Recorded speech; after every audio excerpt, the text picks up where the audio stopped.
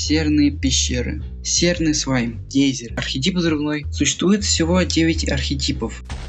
Всем привет, на связи Алмаз. Сегодня, а именно 16 июня, вышел дроп 26.2. Мы получили все фишки дропа Хаос в кубе. Но чтобы понять, как игра пришла к такому состоянию, нужно посмотреть назад.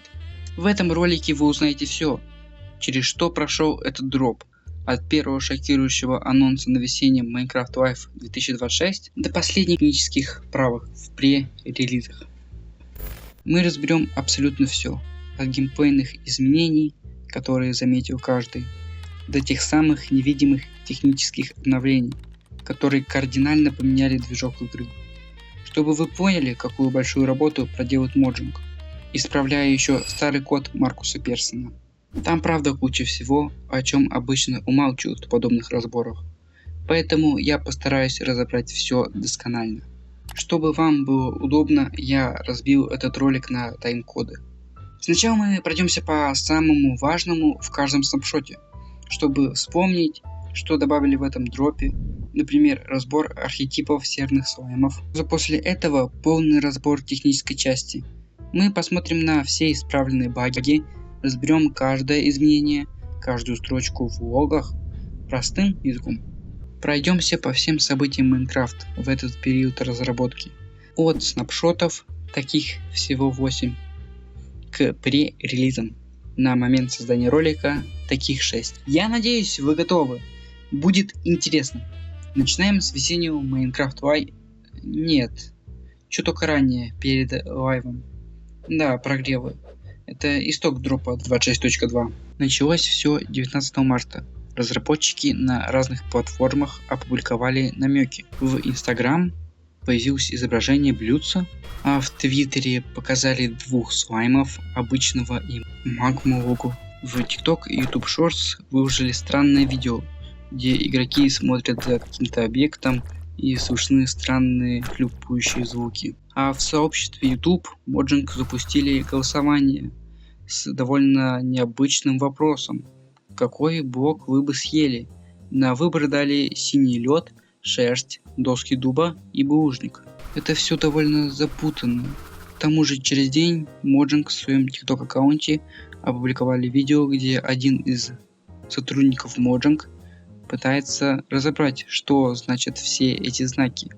Он заходит в кабинет секретный и там видит на доске какие-то непонятные цифры. Оказывается, это был двоичный код. И если перевести эти цифры в слова, мы получаем слово bright, pale, yellow, что в переводе обозначает ярко, бледно, желтый. Что это вообще может значить? Давайте прямо сейчас и узнаем на лайве. Весенний Minecraft Live 2026. Что же там показали? Кратко пройдемся по этому событию. Весенний дроп вышел 24 марта. На этом лайве об этом мы сказали, что он выйдет именно 24 марта. Также анонсировали тематический парк в Лондоне Minecraft World. Главным сюрпризом стал Minecraft Dungeons 2. Это новая игра, где Скалк будет главным злодеем. И вот нам объявили наконец летний дроп 26.2. Хаос в кубе. Анонсировали биом серных пещер и необычного моба серного слайма, чьи свойства зависят от того, какой блок вы в него вставите. Насчет лайва все. Самое интересное мы разобрали. Вернемся к прогревам. Что же они означали? Блюдца с блоками — это типа еда для серного слайма. Сами слаймы отсылали на нового слайма. Хлюпающие звуки — прыжки слайма. На втором прогреве слова ярко-бледно-желтый запутали игроков. Многие думали, это вариация слайма, медовый слайм. Честно, я сам думал, добавят рескины слаймов. Но вот что главное. На том видео это число 16 и S, то есть порядковый номер и S сера. Да, все указывало на нашего сегодняшнего героя, серного слайма. Думаю, пора переходить к сути видео. Это разбор снапшотов. Не будем тянуть. 31 марта вышла бета-версия 26.2. Она на Bedrock, а у меня нету Bedrock, поэтому я не могу ее показать. Но вскоре выйдет снапшот, в котором будет все то же самое и даже больше. Мельком упомяну, что 1 апреля вышел снапшот Headcraft, SadaCraft, где нужно было собирать огромное количество блоков без инвентаря. Ладно, что там по снапшоту? 7 апреля вышел первый снапшот к версии 26.2. Начну с нового биома. Серные пещеры. Это полноценный подземный биом, которому я на самом деле был очень рад на Minecraft Live, потому что я живу в пещерах, это моя основная среда обитания, кто не знал. И вот, этот биом генерируется естественным образом под землей, захватывая как глубокие слои, так и внутренности гор и холмов. Биом состоит из таких блоков, как сера, киноваря и активированная сера. Одной из главных опасностей здесь являются серные бассейны. Они заполнены концентрированной серой, которая при контакте с водой вступает в химическую реакцию. То есть, простыми словами, это блок активированной серы, который находится под водой. Биом является естественным местом обитания серных слаймов и пещерных пауков. Выходит, что это первый биом, в котором естественно могут спавниться пещерные пауки, что делает его опасным. Сейчас вы можете насладиться красотой серных пещер.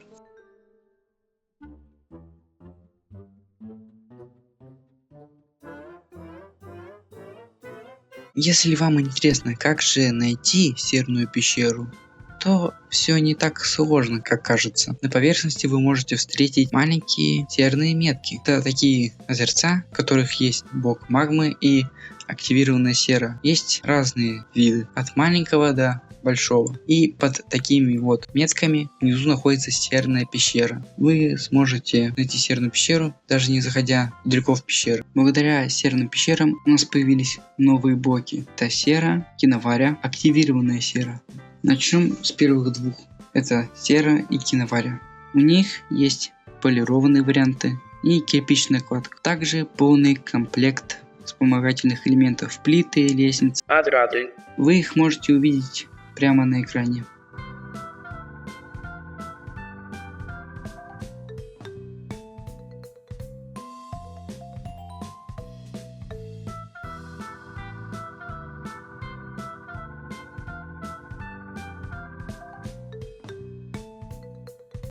И мы получили 2 новых цвета в строительную палитру. Это же замечательная новость, не правда ли? Красный от киновари и кислотно-желтый от серы. Есть интересная деталь. На резных блоках серы изображен серный слайм, а на киноварии похоже на жука-скоробея. Теперь подробнее про активированную серу. Генерируется внутри водоемов серных пещер. От этого озера и пара выходит токсины. Если над активированной серой будет 4 блока воды, то пузыри будут также подниматься до 4 блоков от источника. Из этого химического соединения выходят токсины. Если встать под такой пар, то можно получить эффект тошноты. Да, он, конечно, не будет отнимать здоровье, но будет немного неприятно. Крафтится активированная сера из 9 серных блоков, а раскрафчивается в 4 серы. Хотя, кстати, что заметил, странно, почему именно игрок получает эффект тошноты только когда он находится под действием активированной серы. Так-то дышать серой и все такое, это тоже опасно для здоровья. Ну ладно, это уже прикольчики от Mojang. Серный слайм – это революция для мини-игр. Как только он поглощает блок, превращается в полноценный физический снаряд. Существует всего 9 архетипов, и каждый нужен для своих целей. Например, есть тип для игры в футбол, и есть другой какой-нибудь тип для игры в хоккей. Если вы хотите узнать, какой тип использовать для игры, которая вам нужна, сейчас вы узнаете. Обычный тип – это Это трава, земля, может плавать. Средняя скорость и отскок. Применение: это как базовый мяч, идеален для тренировочных арен и простых активностей. Пружинистый, дерево, доски и прочее. Может плавать. Высокая скорость, отличный отскок. Применение: баскетбол или прыгучий футбол. Мяч очень отзывчив на удары, имейте в виду. Медленная, плоская. Металлы. Низкая скорость, тяжелый ход. Применение: силовой футбол. Снаряд требует мощного удара и долго катится, имитируя вес. Быстрая повозка. Органика. Высокая скорость, прямолинейный полет. Применение: скоростной теннис или вышибалы. Снаряд почти не теряет инерцию. Легкий. Шерсть, может плавать. Высокий отскок, сильное сопротивление воздуха. Применение: волейбол. Мяч зависает в воздухе, давая время на маневр. Спецспособности: быстрое скольжение. Это лед. Нулевой отскок, низкое трение.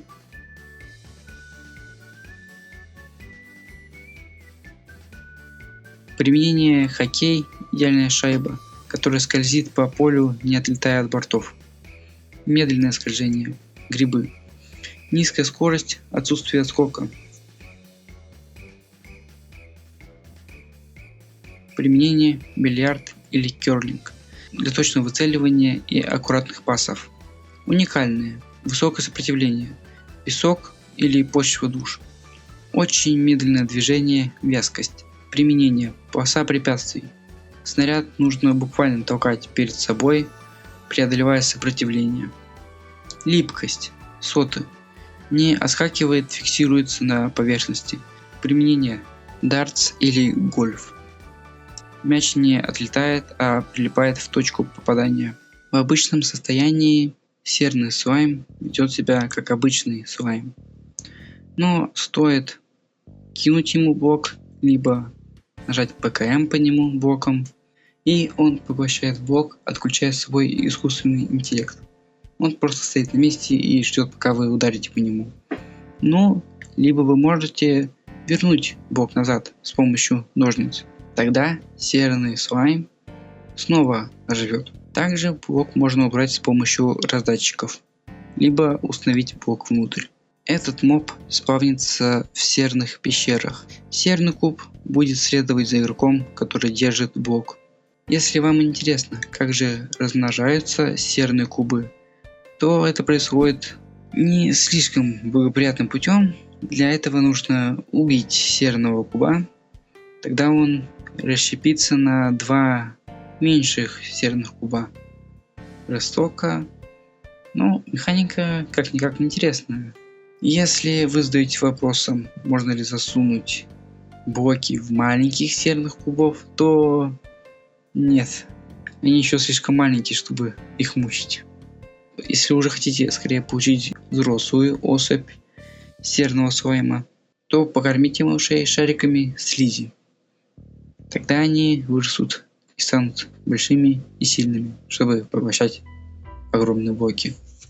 Когда в серном слайме находится блок, его нельзя никак убить, его нельзя ударить, в плане том, что нанести ему урона. Он, считай, неуязвимый. Серного слайма можно взять пустым ведром. Самым интересным мы разобрались. Перейдем к технической части. В Майнкрафт наконец-то начали внедрять вулкан. Кто не знает, вкратце расскажу. Раньше Майнкрафт работал на графическом движке OpenGL, но этот движок уже начинает так очень сильно устаревать. Поэтому на смену ему пришел новый вулкан. Конечно, этот движок еще тестируется очень много, дорабатывается. Мне кажется, в ближайшее время он полностью заменит OpenGL. Проблема тут только в том, что из-за этого моды, которые были на OpenGL, придется портировать на вулкан. В этом большая проблема для мододелов. Я думаю, что как-нибудь выкрутимся и не такое переживали. Вот миграция была, все же мигрировали, вот сейчас на вулкан перейдем. Ну, тем более учитывая, что в вулкане очень даже хорошая оптимизация. Больше плюсов, чем минусов. В настройки видео добавили новую опцию Graphics API. Так, теперь давайте поподробнее разберем поддержку вулкан. К сожалению, вулкан не поддерживается старым оборудованием или драйверами. В таких случаях в качестве резервного варианта будет использована OpenGL.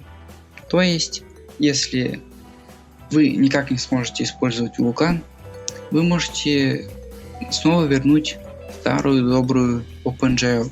В настоящее время требуется вулкан 1.2 с динамическим рендерингом и дескрипторами push. Но эти требования могут со временем измениться. Это идет как минимальные требования. В настоящее время вулкан находится на очень сырой стадии, поэтому нуждается в тестировании. Вулкан будет отдавать предпочтение вашей дискретной видеокарте перед интегрированной, что отличается от OpenGL. Вы можете увидеть, какой бэкэнд используется в отладочном окне F3 в разделе System Specs. На macOS мы используем Molten VK для преобразования вулкан в Metal. Но это всякие системные прикольчики для внедрения вулкана. Тут именно разработчики тестируют все, проверяют, чтобы все работало. И хотят, чтобы игроки давали фидбэк, поэтому важно интересоваться снапшотами. Настройки видео Graphics API. Это новая опция, доступная в разделе настройки видео. Доступны три значения: по умолчанию, предпочтительный вулкан и предпочтительный OpenGL. Эта функция была введена специально, чтобы люди, которые не могли играть на вулкане, могли спокойно переключиться на OpenGL. Значение по умолчанию может быть изменено по вашему усмотрению. Мы рекомендуем его всем пользователям, если только у вас не возникнут проблемы и вам не потребуется его изменить. В настоящее время это то же самое, что и предпочитать вулкан. Функция предпочитать вулкан попытается выполнить рендеринг с использованием вулкан, но в случае неудачи переключится на OpenGL. Функция предпочтительнее OpenGL попытается выполнить рендеринг с использованием OpenGL, но в случае неудачи переключится на вулкан. Поэтому не переживайте, все вроде как должно быть автоматизировано. Всего лишь один багфикс: исправлена текстура левого уха у детенышей Хоглина и Зоглина. Теперь она корректно зеркально отображается. Кстати, вы замечали, что она некорректно отображалась? Ну вот теперь будете знать. Незначительные изменения в блоках, элементах и сущностях. Когда объект отскакивает от блока или другого объекта, с которым он может столкнуться, он излучает вибрацию с частотой 2. Применение разработчика. Мы внесли изменения в то, как кровати и блоки слизи восстанавливают скорость сущностей после столкновения.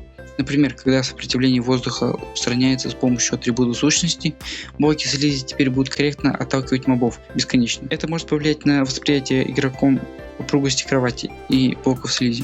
Но это то, что разработчики тестируют физику, чтобы правильно внедрять серных кубов, они работали правильно. Звуки. Добавлены звуки блоков для серы, активированы серы и киновари.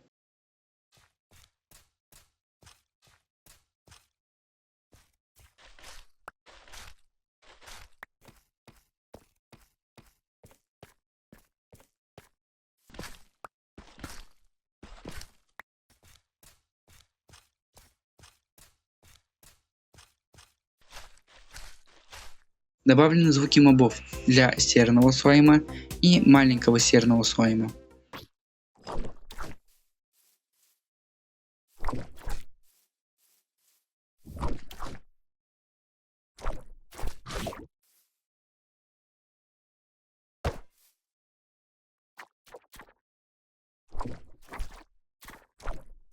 Теперь мы углубимся еще сильнее. Версия пакета данных теперь 101.2. Ну, обновили пакет. Круто. Версия пакета ресурсов теперь 85. Теперь при профилировании игры с помощью трасси, запуск с параметром трасси, учитываются и тайминги графического процессора. Но опять же, это изменение в пользу вулкана. Теперь при рендеринге используется буфер глубины в обратном порядке, что помогает избежать конфликтов по оси Z на большинстве аппаратных платформ. Но это тоже для Vulkan. Прикольчик. Чтобы правильно рендерилось под правильным углом. Версия пакета данных 101.2. Добавлены реестры Minecraft Sulfur Cube архетипы со следующими значениями. Это просто добавили архетипы в файлы игры.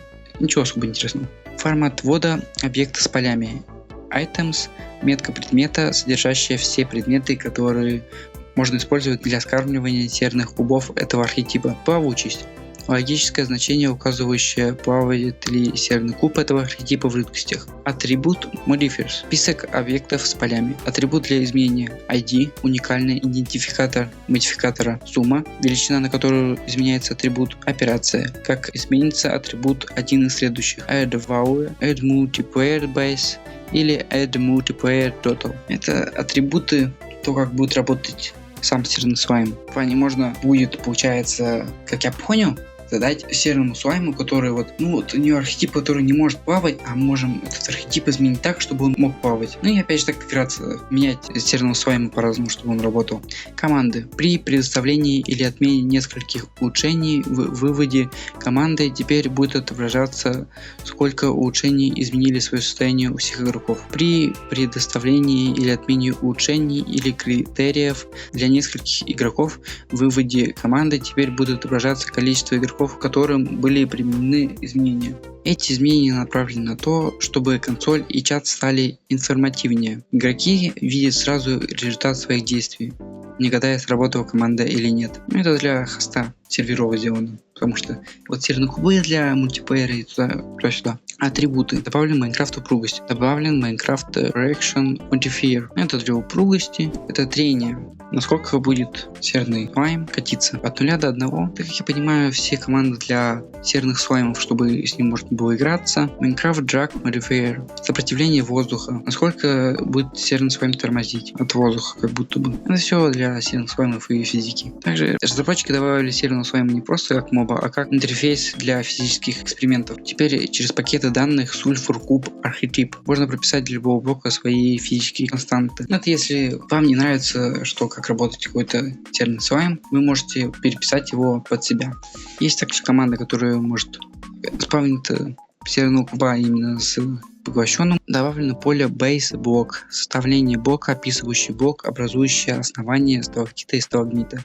Добавлено поле Pointed Block, состояние блока, описывающий блок, создающий колонны сталактита и сталагмита. Добавлено поле Replaceable, идентификатор блока, список идентификаторов блоков или тег блока с префиксом в виде хэша, описывающий, для каких блоков может быть генерирована эта функция. Но это разработчики делают, скорее всего, для того, чтобы в будущем добавить специальные шипы в виде сталактитов и сталагмитов. Это так, спойлер маленький. Поле Change of Terror This Dripstone переименовано в Change of Teller Generation. Тип объекта Dripstone Crystal переименован в Paleocene Crystal. Добавлено поле Base Block, составление поля, описывающее блок, образующий основание сталактита и сталагмита. Добавлено поле Pointed Block, состояние блока, описывающий блок, создающий колонны сталактита и сталагмита. Добавлено поле Traceable Blocks, идентификатор поля, список идентификаторов блоков или тег блока с префиксом в виде хэша, описывающий, для каких блоков может быть генерирована эта функция. Поле Dripstone Block Layer Thickness переименован в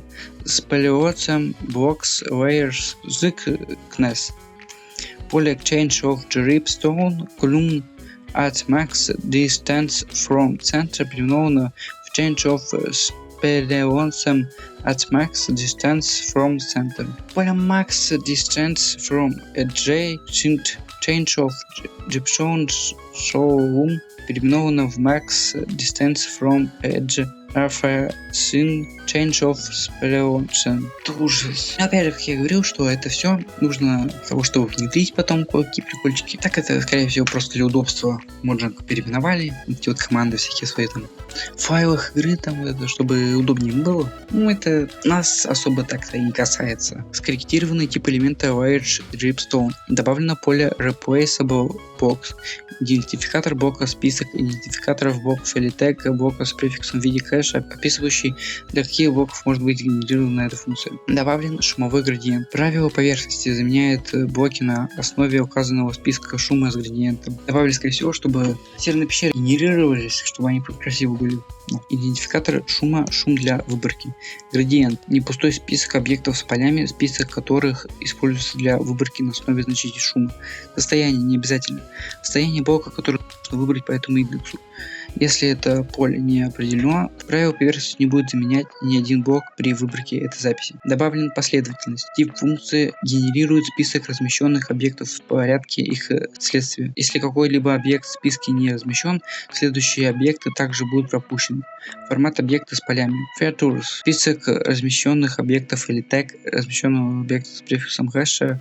Объект для генерации. Ну вот как я говорю, что это для генерации, серной пещеры, вот всякие добавлю прикольчики. Конечно, новый биом тут можно, столько тут технической части написали, это тяжело. Я надеюсь, есть такие люди, кому вот это вот интересно, я же не зря это разбираю, да.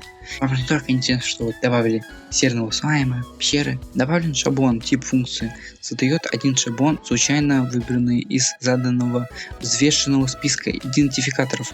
По умолчанию шаблон задается случайным образом, повернутым и центрированным относительно начала координат.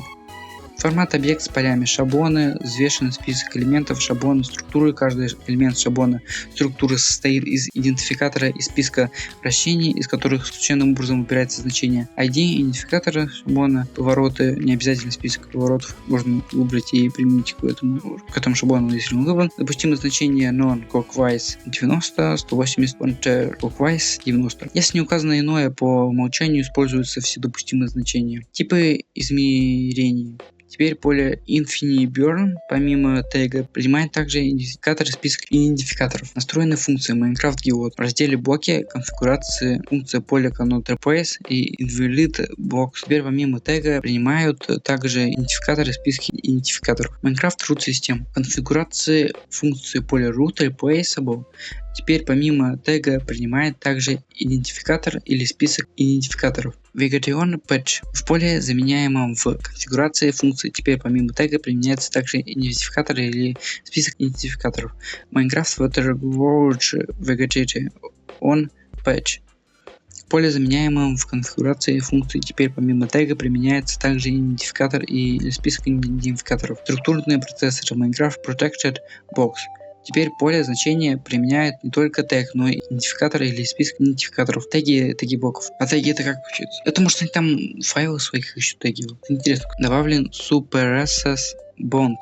Все блоки, подающие упругость объектов при столкновении с ними. Добавлены теги коллекции. Лазурная терракота и бетонные блоки. Тег коллекции Contours Powder переименован в Contour Powders. Добавлена опция Shares Extreme Breaking Speed для блоков, которые можно сломать ножницами с скоростью 15. Добавлена опция Shares Major Bracket Speed для блоков, которые можно сломать ножницами со скоростью 5. Добавлена опция Share Minor Break Speed для блоков, которые можно сломать ножницами со скоростью 2. Метки товаров. Добавлены теги для коллекции товаров. Глазурированная терракота, бетон и бетонный порошок. Добавлено корм для серных кубиков. Все продукты, которые можно кормить маленького серного слайма. Добавлен хэштег Sulfur Cube Survivable. Все предметы, которые можно поместить внутрь большого серного куба. Добавлены следующие теги для предметов, которые можно поместить внутрь серного слайма, чтобы определить его архетип. Ну, опять идут перечисления архетипов. Просто видите теги теперь. Теги сущностей. Ну, то, что вот они невосприимчивы идут. Так, что-то еще интересного. Minecraft отскок. Изучается при столкновении объекта с блоком или объектом, способным к столкновению с нулевой упругостью, имеющей частоту вибрации 2. Хотя, знаете, это даже не удивительно, что тут так много всего. В Minecraft буквально добавили физику. Спрайты блоков добавили новые текстуры блоков. А то, что вот эти 3 новых блока. Даже не 3, а там же и вариации, их вот это все дела. Спрайты предметов, текстуры сущностей, звуки. Ну, я уже говорил про это. Тут просто они прям расписаны, вот то, что это тот такой звук, такой звук. Шейдеры и постобработка эффектов. Шейдеры, Core Render Type, Text, Core Render Type, Text, C, Shorts, Core render type text inside, core render type text inside, C source core render type text background, core render text background C sort, заменили на core text и core text background.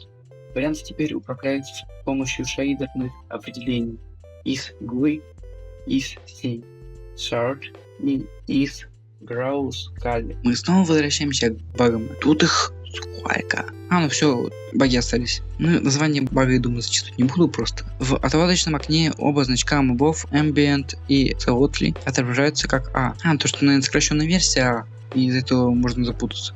Функция измерения плотности зажима принимает прямой входной сигнал и не допускает опорного значения. Игра зависает при использовании команды locate в мире без включенных структур. А зачем человек искал структуру, если их нету? Гений. В некоторых строках слово ID написано с маленькой буквы. Моджинг негодяй. Строка Option Screen Effects Skull Tooltip, отображаемая при наведении курсора мыши на ползунок эффектов искажения, написано с неправильным регистром. Вообще моджинг, как так можно? Строки, ссылающиеся на портал в нижний мир, пишутся с неправильным регистром. Вообще. В некоторых строках locate отсутствуют артикли перед словом reasonable. В строке MCO configure World Restore Door Questions Line 1 слово Single Player написано с ошибкой Single еще?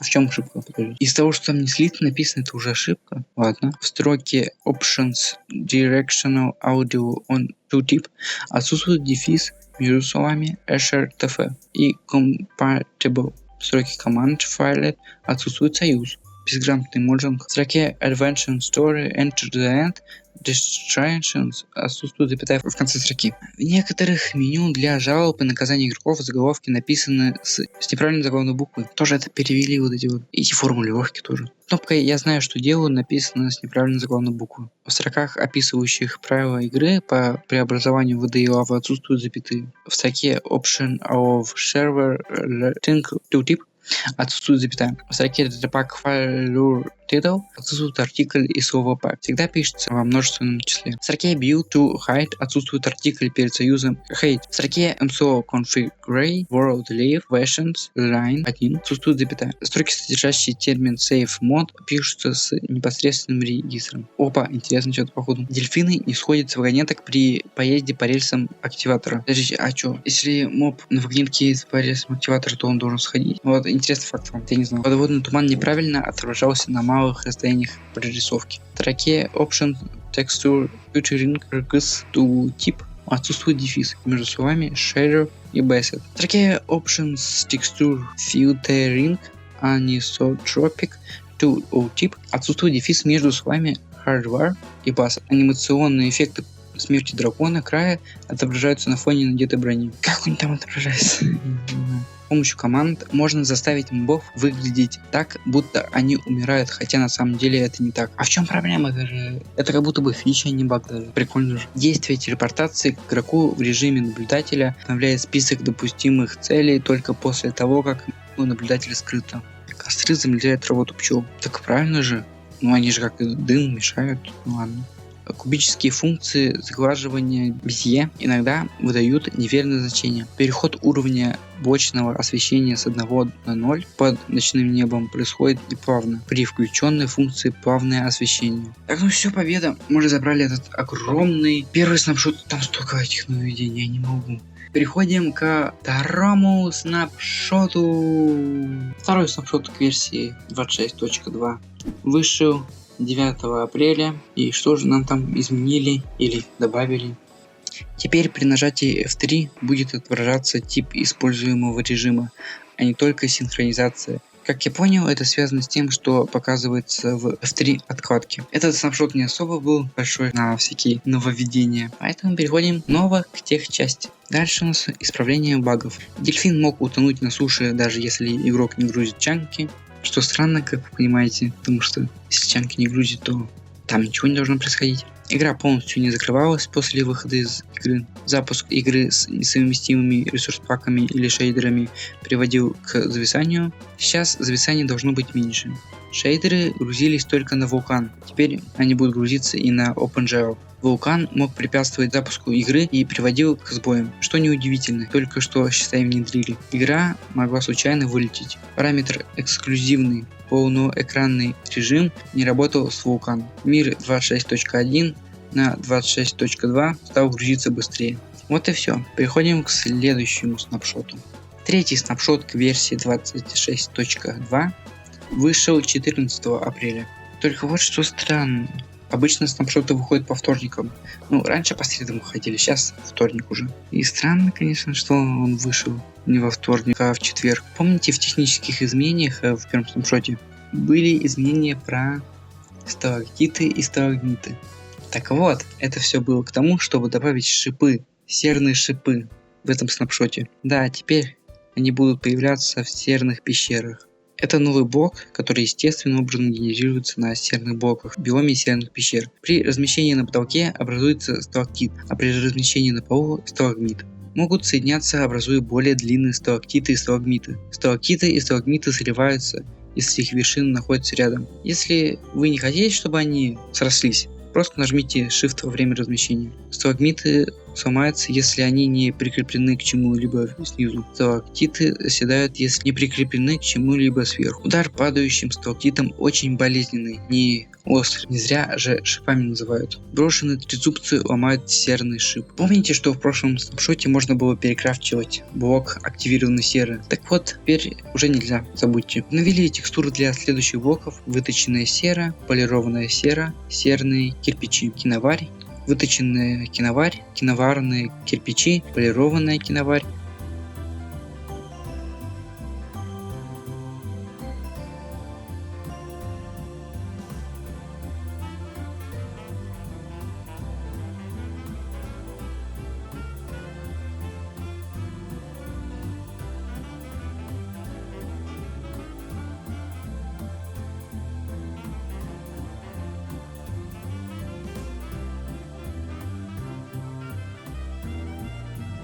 Помните про тот резной киноварь, на котором был изображен жук-скоробей? Так вот, его убрали, и вместо него там нарисовали паучка, что обозначает пещерных паучков. Обидно, конечно, что вот так вот. Сами сначала показывают скоробея, а вот потом не добавляют его и рисуют паучков каких-то уже, кто давно в Майнкрафте есть. Почему не добавили скоробея? Моджинг, как негодяй. Серного слайма больше нельзя посадить в лодку. Обновили звуки резкого прыжка Наутилуса и восстановления Наутилуса.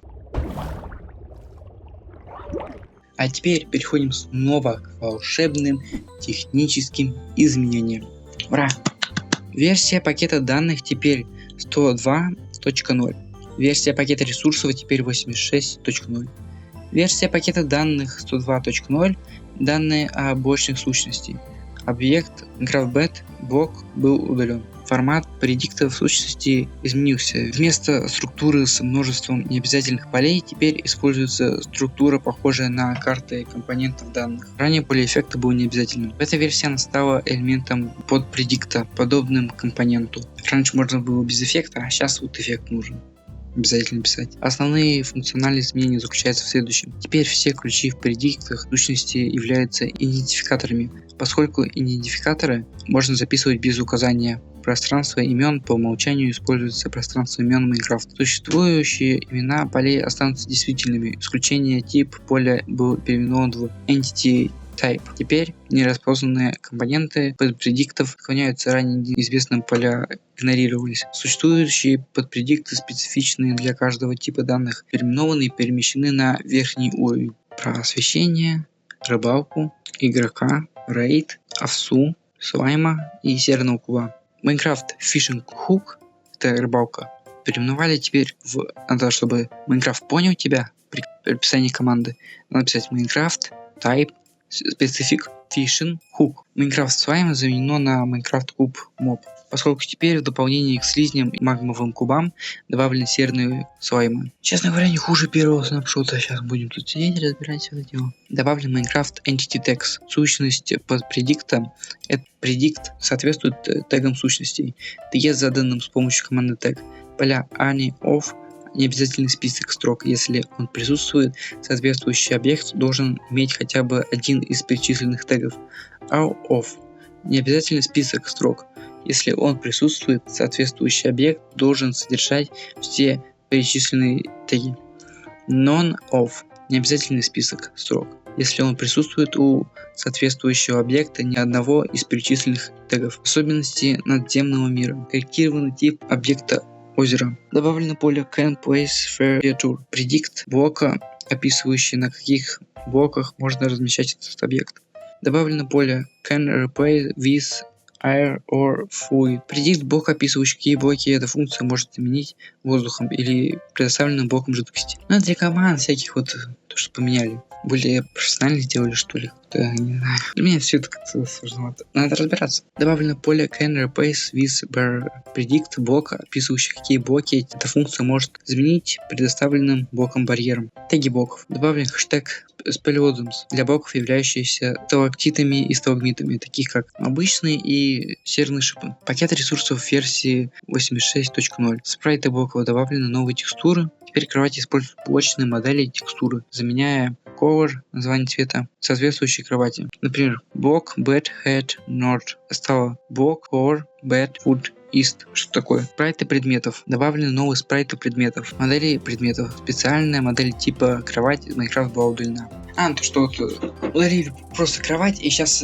идет именно кровать с цветом в команде. Ну что, баги пошли. Погнали. Поднятие аксолотля с прикрепленным к нему поводком приводит к разрушению поводка. Блоки изучают мало света, когда их держит Эндерман. Не замечал. Эндерман на него записи светится. Дыхание дракона больше не отображается чаще контур. Включение профилирование GFR приводит к бою клиента при запуске. Использование пустого тега NBT offers для отключения сделок не работает после повторного входа в систему объединения данных. Полированная сера называется полированный серный блок, что не соответствует всем другим полированным каменным блокам. Игра вылетает при перемещении объекта атрибутом Fraction Modifier, установленным на 2,5. Серные слаймы с блоками внутри издают звуки шагов при движении по земле. Блоки магмы, удерживающие серными кубами, не излучают свет. Странно. Лягушки теперь пытаются съесть большие кубы магмы. Это что, они же маленькие только хавают. Магматические кубики больше не сбрасывают магмовую слизь. Нижняя поверхность внешнего слоя слизи соприкасается с землей в Z-схватке. Выпуск серного слайма из ведра и его уничтожение не приводит к тому, что он роняет удержимый им блок. Все, с собой забрал. Серные слаймы не излучают свет, если держит светящий блок. Подожди, там реально интерсветится? Что-то я не помню. Посмотрю попозже. Теги Sulfur Cube Archetype Fast Flat дважды встречается слово тыква. При поднятии привязанного серного слайма ведром свинец исчезает. Что исчезает, я не понял. Все переводчик. Поводок исчезает, походу. Игра теперь отображает плавающие грани, которые не должны отображаться. Текстура разрушения блоков на стеблях бамбука теперь всегда отображается по центру. Погружение ведра с серным слаймом под водой не перемещает серного слайма в целевую точку блока. Они не светятся, что-то. Моджинг написали, что они это исправили. Что-то они не исправили. Я вот только сейчас проверил. Ничего не светится. Увы. Ладно, переходим к следующему снапшоту. 4-й снапшот для версии 26.2 вышел 21 апреля. Что же нам добавили? Сейчас узнаем. Выращенные естественным путем маленькие серные слаймы и теперь имеют правильный размер. Внешняя текстура серного слайма была обновлена. Гранитные и туфовые блоки теперь рассеяны между блоками серы и киновари, что добавит в этот биом более красивую палитру перехода. Кластеры серных шипов стали немного короче в среднем, потому что они могли бесконтрольно расти, из-за этого все было не совсем красиво. Появление мобов. Хоглины, пиглины и серные кубы теперь появляются на мирной сложности. Только вот что странно, если пиглины нейтральные, серные кубы мирные, то хоглины не враждебные. Понятно, что хоглины это мясо в незере, но все же. Добавлены звуки при использовании ведра на серном слайме. В игру добавили новые языки, а именно с 4-го снапшота будет поддержка швейцарского, французского и чувашского языка. Если, кстати, я тоже в свое время, когда выходил снапшот, думал, что французский это как странно, что да? Французский язык, он такой распространенный язык, он должен быть давно в Майнкрафте. Но тут в чем подвох? Это как английский. Английский же распространенный язык, и у каждого там свой вариант тонации. Там есть же американский английский, есть английский, который прям коренной. Тут то же самое, вот это французский основной есть, а там какой-то французский уже другого какого-то народа, это вот как раз добавили. Вот. Ну все, переходим снова к техническим изменениям. Изменений самих чуть-чуть, а технических изменений там на 10 минут у меня получается запись. Но я же не знаю, конечно, сколько. Я же еще это все отмонтирую. Версия пакета данных теперь 103.0, версия пакета ресурсов теперь 86.1. Атрибуты. Добавлен Minecraft Nameplate, дистанция. Определяет расстояние в блоках, на котором видна табличка с именем объекта. Табличка с названием не будет видна, если объект не виден. Принимает значение от 0 до 512, значение по умолчанию 64. Ну то скорее всего, через сколько игрок будет видеть текст на табличке. Minecraft Value Name Distance определяет расстояние между блоками, на которых отображено табло с именем ниже имени. Ну опять то, что табличка. Табличка с названием не будет видна, если объект не виден. Применяет значение от 0 до 512, значение по умолчанию 10. Предикты сущностей. Под Predict Slime был переименован из Minecraft Type Specific Slime в Minecraft Type Specific Cube Mob. Теперь что насчет 6.1 пакета. Atos Minecraft Bets был удален. Ну это опять с кроватями, то что в прошлый раз тоже было. Телеметрия. Новые обязательные события. Графические возможности. Это новое событие, которое появляется при запуске игры и информирует нас о возможностях графического устройства, используемое для запуска игры. Добавлено новое свойство Backend Name. Это будет вулкан или OpenGL. И это поможет нам понять, какой графический API используют игроки. Опять же, тесты вулкана, OpenGL. Добавлено новое свойство Backend Failure Reason. Это будет список коротких кодов ошибок, например, вулкан, device, version, tool, low, который поможет нам выявить любые проблемы нашими целевыми требованиями к вулкану.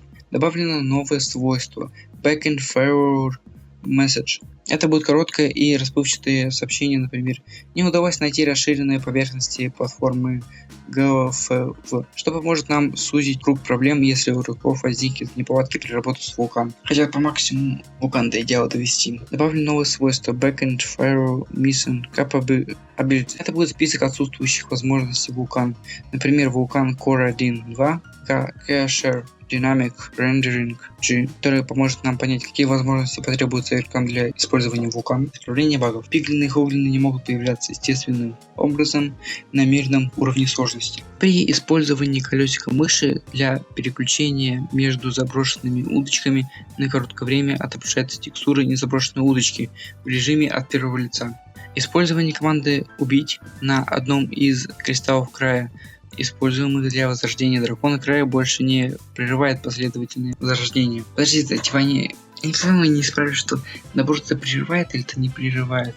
Потому что это должно прерывать. На некоторых системах Mac ограничение частоты кадров функции VSUNS в полном режиме работает нестабильно при использовании рендеринга вулкан. Эффект свечения не виден при использовании рендеринга вулкан на некоторых графических элементах. Серверные слаймы не могут появляться естественным образом на мирном уровне сложности. Теперь ведра с лавой остаются наполненными на стороне сервера, даже когда их опорожняют в проточную воду. То, что сервер, вот они вылили воду, а сервер все равно считает, что у них там еще ведро с лавой. Игра вылетает при запуске на некоторых системах Mac. Ресурс пак высокий контраст указывает как несовместимый. Bets, PNG, Atlas все еще существуют. Важные губки больше не удаляются из инвентаря на стороне сервера при размещении в нижнем мире. Но опять же, то, что игрок поставил, а вот не посчитал сервер, и так дюпаются губки. Под предикт сущности CubeMob называется Type Specific Slime, а не CubeMob. Списки выбора на экране выбора пакетов могут входить за пределы игрового окна, нарушая спецификацию вулкан. Сбой при запуске с включенным слоем проверки вулкан. Атрибуты внешины Normal. Используют формат для которого не гарантирована поддержка Vertex Buffer Bit. Все. Теперь переходим к следующему снапшоту. Ура! 28 апреля вышел 5-й снапшот к версии 26.2. Вот еще когда входили первые снапшоты, я думал, можно ли засовывать серных кубов в динамит. И вот, оказывается, нельзя. А я еще видел, что были такие в Твиттере или в Reddit, я видел, что были такие фоточки, где на счастливом гасе навешаны серные кубы с динамитом. Я думал, такое реально есть. А вот нет, и сейчас только добавили. Все, бум-бум-бум, бум-бум-бум. Моджанг поддерживают терроризм. Это не игроки-то, это Моджанг, все. Ладно, все, пошутили. Теперь давайте, что там? Активированная сера может отбрасывать гейзеры. Да, еще очень крутое нововведение. Это очень, кстати, прям... Это правда крутой снапшот, потому что в нем добавили новый архетип взрывной и гейзеры. Гейзеры это прям круто. Гейзер работает в таком плане, что под водой ставится магма. Еще помните, когда в первых снапшотах был этот сверху, которые метки биомов серных пещер, там были магмы. И тогда все думали, зачем магма это, для чего? А это вот оно, оказывается, что разработчики уже давно планировали вот что-то такое добавлять. И сейчас они добавили. Это гейзер. И, конечно, понятное дело, что этот всплеск, этот красивый пар, вот это вот. Что еще очень интересно, на этом паре, вот этом, он, конечно, отравленный, скорее всего, потому что на серии, но как бы это ни было, этот пар может подбрасывать. Понимаете, это лифт. Крутой, классный лифт. Есть 4 уровня. Первый уровень это когда один блок воды, второй 2 блока. И, понятное дело, чем больше уровней, тем выше будет подбрасывать. Что круто. Так, серный слайм. Благодаря наличию блока внутри, устройство становится невосприимчивым к взрывам. Ну как вот архетип. Это сейчас будем разбираться. Серный слайм с динамитом может поджечься с помощью redstone'а, который активирован redstone факел. Также он может взорваться от взрыва, который был рядом с серным слаймом. В чем особенность? С помощью раздатчика с огневым или зажигалкой. При активации огнем или redstone'ом поглощенный тротил имеет время срабатывания 6 секунд. А уже если рядом случился взрыв, и этот взрыв цепной реакции задел динамит, который в слайме, то уже этот взрыв произойдет от 0,75 до 3 секунд. Серные слаймы с поглощенным и активированным блоком динамита нельзя поднять ведром. Также, если уже динамит находится на стадии взрыва, его уже сами не достать. Все. Серному слайму конец. И если серный слайм взорвется, то он не распадется на маленьких серных слаймов. Внесли изменения в хитбоксы, высоту глаз и положение всадников различных мобов. Хоглины теперь считаются враждебными существами и не появляются на мирной сложности. Ну, насчет хоглинов я прям не спорю. Кстати, пиглины остались. Звуки. Добавлены звуки извержения гейзеров.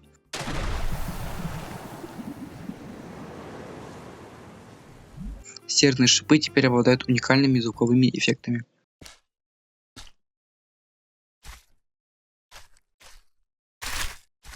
Переходим к технической части. Ну, кстати, справедливости ради, эта часть с этими нововведениями была прям такая вот хорошая прям. Режим сенсорного экрана удален. Примечание разработчика: сенсорный режим был плохо реализован и долгое время не поддерживался должным образом. В этом релизе мы планируем отказаться от этой функции. То, что вот не понравилось мне, может потом на работу добавят. Версия пакета данных теперь 104.0. Версия пакета ресурсов теперь 86.2. Если у игрока нет поставленных задач, его счет больше не будет отображаться во вкладке игрока. Протокол управления сервером Minecraft 3.0. Теперь сервер управления запускается до запуска сервера Minecraft. В первую очередь это означает, что сигнал активности будет отправляться во время загрузки и возможно обновление системы. Методы RPC Discover и Notification Server Status теперь доступны до запуска выделения сервера. При вызове других методов в это время сервер вернет ошибку. Про сервер то что. Так, версия 104 пакета. В записях реестра Minecraft Sulfur Cube Archetype появилось новое поле. Это Explosion, False. Добавлены частицы Guesser, Guesser Puff, Guesser Bass и Guesser Prime. Команды. Теперь аргументы цвета команды используются в командах Team, Modify, Namecolor и Waypoint, Modify, Namecolor. Принимаются только имена в нижнем регистре с подчеркиваниями. То есть принимается только dark purple, а не dark purple. Ну, то есть этот подчеркивание должно быть между словами. Теперь значение соответствует названию цветов этих слов. Так для команд, скорее всего. Измененный Minecraft main plate дистанция. Переименовано в name tag дистанция. Добавлен предикт типа matches biomes world generation type блок, который проверяет, соответствует ли позиция блока одному из указанных биомов. Формат объекта с полями биома, идентификатор биома, список идентификаторов биома или тег биома с префиксом хэша биома для сопоставления. В конфигурациях функции дерева, поставших состояние блока built-in Provider больше не имеет значения по умолчанию. Изменения в Minecraft Multiplayer Growth. Теперь использование блока поля обязательно по умолчанию используется Minecraft Grom Religion. Функция плотности. Добавлен Minecraft International Select. Выбирает одну из нескольких функций плоскости на основе входной функции плоскости и набора пороговых значений, формат объекта с полями, входные данные, функции плотность, вероятность значений, которые необходимо сравнить с заданиями пороговым значением. Пороговые значения – не пустой список чисел с плавающей запятой. Значение порогов для сравнения входных данных. Если входные данные threshold выбран результат функции, если входное значение превышает последнее пороговое значение, будет выбрана последняя функция. Количество пороговых значений должно быть на одно меньше, чем количество функций. Функции список, содержащий как минимум две функции плотности, из которых следует выбрать результирующие функции. Функции должно быть на один элемент больше, чем в пороговых значениях. Удаленный Minecraft Merged Scale Sampler. Но опять же про серверных слоем, что ему там плотность поменяли, то есть сюда вот это вот. Изменена функция Interest Select, когда Writable имел типа 1, Nation Select вызов. Ниже приведенные выбранные функции, соответственно значению редкости, когда имел или из ниже выбранных функций. Понятно. Теги блоков добавлены следующие теги для блоков, которым некоторые мобы невосприимчивы. Они влияют на спешивание и корректность окружения мест. Появление некоторых мобов они не влияют на поиск пути. Иммунитеты всякие тут прикольные. Частицы. Появление в виде облака, основание блока, активированный серый формат. Объект с полями. Larger Box.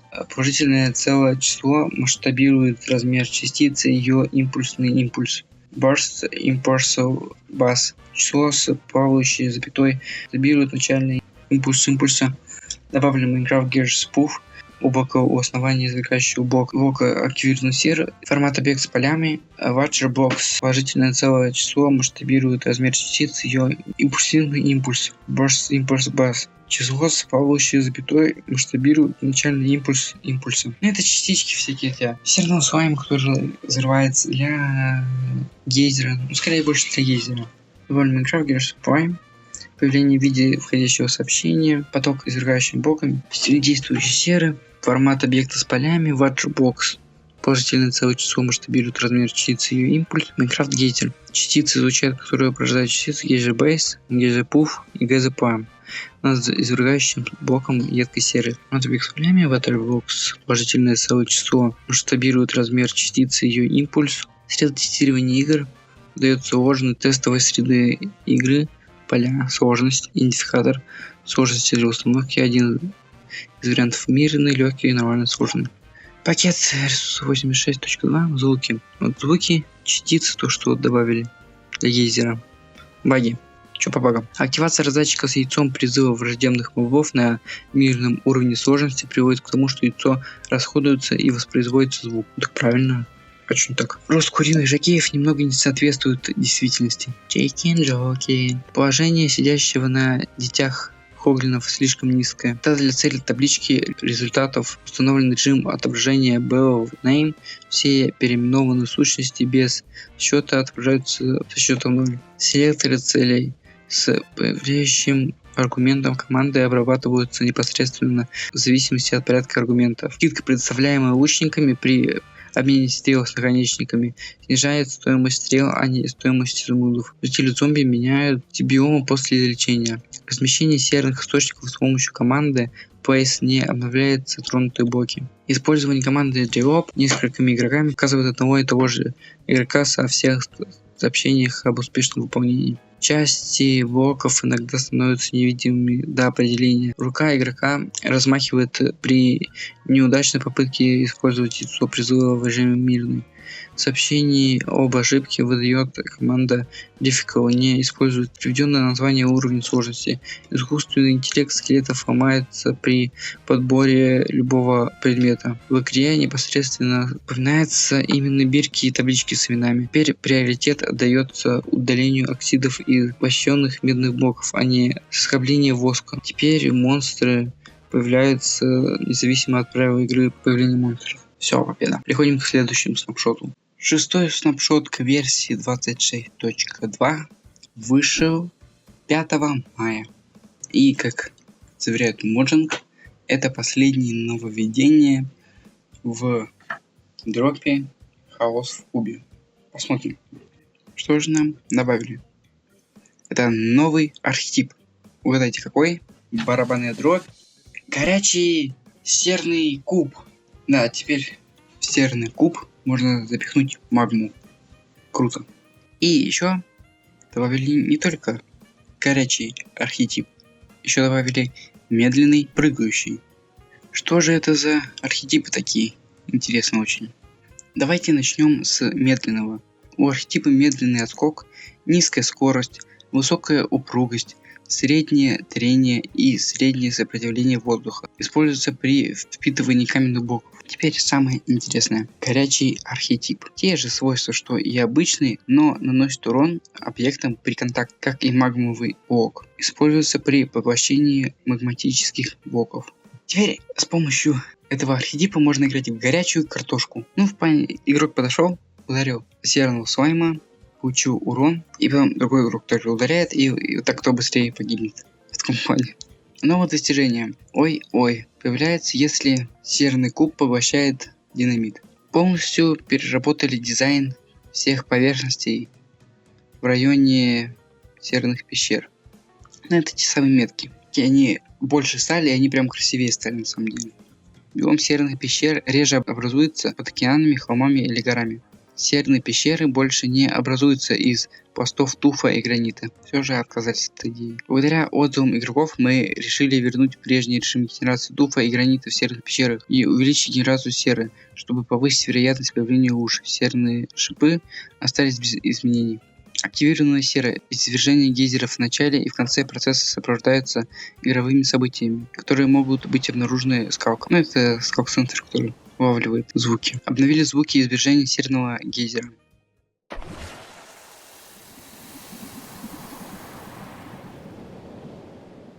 Теперь техническая часть перешли. В игру добавлена поддержка галло, узбекского и выра языков. Версия пакета данных 105.0. Добавлены записи реестра Minecraft Sulfur Cube Archetype горячие медленные прыжки. Формат записи в реестре Minecraft Sulfur Cube архетип обновлен, поле Explosion Full изменено на Explosion. Это не обязательно поле, если оно присутствует, то серный куб этого архетипа взорвется.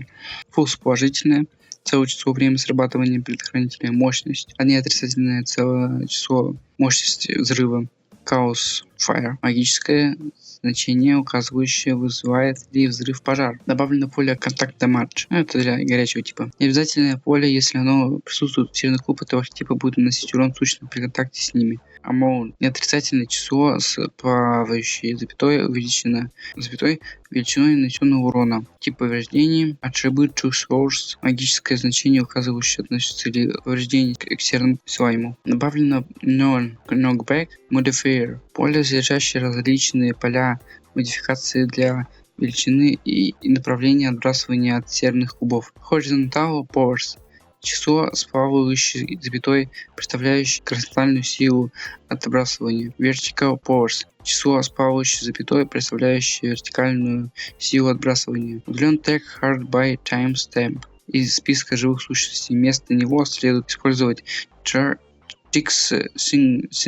Last Hard by Mob. Правила поверхности. Изменение шумовой порог. Условия правила поверхности. Добавлены новые поля из 3D. Магическое значение true, если шум следует оценивать 3D. Если не указано иное, по умолчанию использовать значение false. Удаленный шумовой градиент. Правило поверхности можно изменить на nose shore hold. Добавлен Minecraft Fetch Random Store. Тип функции. Случайным образом выбирает один из заданных признаков для генерации на основе его весов. Формат объекта с полями. Характеристики списка размещенных объектов и их весов. Максимально допустимое значение параметра column radius уменьшено с 19 до 16, чтобы предотвратить выход объемов за пределы соседних фрагментов. Теперь смещение, вызванное ветром, ограничено, чтобы гарантировать, что весь галактический слой радиус плюс Питер останется в пределах границ соседних фрагментов. Root System. Нулевое поле Level Distance указывает на то, что расстояние от начала координат корней системы будет проверять существующий рельеф местности. Новое поле, указывающее, насколько может отклониться уровень Земли от исходного уровня Земли в этих контрольных точках. Структура процессора. Измененный Minecraft блок род. Структуры процессоров теперь место использования исходного блока, определенного в структуре сценичного состояния обработчиками блоков цепочки. Первый процессор в цепочке всегда выполняет вычисление относительно исходного блока, определенного структурой. Добавлены новые теги для предметов, которые можно поместить внутрь серверного слайма, чтобы определить его архетип. Исправление багов. Зарегистрирована ошибка, обнаружен сетблок в удаленном фрагменте кода. Светящийся падающий блок больше не отображается светящийся контур. Расширение мировых границ приводит к их возобновлению и исходным размерам после возобновления работы мира. Цвет тумана больше не меняется при изменении погоды ночью в режиме ночного видения. Применение эффекта заморозки во время нанесения урона мобу приводит к некоторым значениям параметра Tricks since Celeste Hard by Mob. Команда Item Price не может разобрать предметы для тела серных слаймов. Слаймы серные дрожат от замерзания внутри рыхлого снега. Несмотря на то, что они не могут замерзнуть, сильнодействующая сера может обрабатывать вне воды. Серные пещеры могут обрабатываться на поверхности. Стрелы раздатчики не могут перемещать серных слаймов. Эффекты булавы не применяются при ударе по серным кубам. Вертикальная скорость после откоса не учитывает сопровождение воздухом в инвентаре творческого режима. Невероятно указано обработанную киновали и сера. Серные слаймы с поглощением блоков не наследуют никаких негативных эффектов, а стрел с наконечниками. В инвентаре творческого режима неверно указано обратно геновали серу. Лучи маяка отображаются на фоне тумана ближнего мира. Цвет серных шипов на карте указан неверно. Бродячие торговцы не могут продавать серные шипы. Граница вокруг выбранного пакета в меню пакетов ресурсов данных исчезает при нажатии клавиши Enter. Диспенсеры может общаться небольшими серными публикациями. Серные пещеры кажутся намного меньше из-за своих туфовых стенок. Отбрасывание не действует на серных слаймов, если внутри них находится блок. Именно поэтому серные слаймы могут исчезнуть после того, как придут дро и заманит. Операция СНВТ Буларк возвращает фаус для некоторых нулевых часовых значений. Узор на баннере видно при определенных условиях. При использовании серных слаймов с поглощением ретивом анимация применяет мнение руки не воспроизводится. Активный сервер больше не вызывает появление ядовитых газов у живых организмов. Сервер аварийно завершает работу при включении сервера управления. Серные гейзеры могут отбрасывать игроков в творческий режим, находиться в полете. Между объектами на полосках ищется в поле зрения проведенной линии кнопки вращения структуры блоков некорректное отключение. При извержении смерти от серного куба не увеличивают показатель Killer by сухой куб игрока. Рука игрока размахивает при попытке взаимодействовать с серным кубом, внутри которого находится воспламененный тротил. Игра вылетает, когда серный куб с архетипом у которого параметр Explosion Fulfill установлено на значение ниже 4, активируется взрывом. Эффект свечения на рамке дисплея в виде колокольчика теперь всегда белый. Попытка поджечь серный слайм с тротилом внутри при отключении взрыва тротила. Не приводи к отторжению сообщества. Отключив взрыв тротила. Отключение взрыва тротила не предотвращает взрыв уже подготовленных серных слаймов с тротилом. Слаймы серы, в которые был поглощен тротил, все еще взрываются, даже если в игре установлено правило моба грифельное назначение close. Воспламенители истощаются при использовании серных слаймов тротила, когда взрывы тротила отключены. Оружие, зачарованное на огненный аспект, не поджигает серных слаймов тротила. Маленькие серные слаймы увеличиваются в размерах на стороне клиентов при добавлении после перезапуска процесса старения. Все. Сложно было. Сколько там багов в исправлении. Переходим к следующему. 7-й снапшот к версии 26.2 вышел 12 мая. Что же, днем добавили. И, кстати, помните, что можем говорили, все, они ничего не будут добавлять, это последние были изменения. А вот нет. Тут добавили очень такие интересные штучки, которые сейчас будем разбирать. Добавили новые треки и новый музыкальный диск Bounce. От композитора Fingersprint обновлена панорама фона главного меню. Панорама мне вообще не нравится, на самом деле. Для никому особо не нравится то, что черная прям панорама стиля. И еще одно из самых крутых это то, что теперь можно сделать бесконечный источник гейзера. То есть можно поставить блок лавы под активной серой.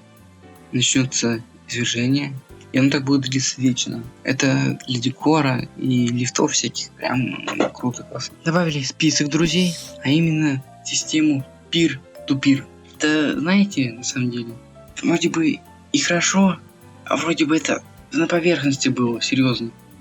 Вот маленькая инди-компания не может позволить себе систему peer-to-peer. Это, конечно, вообще...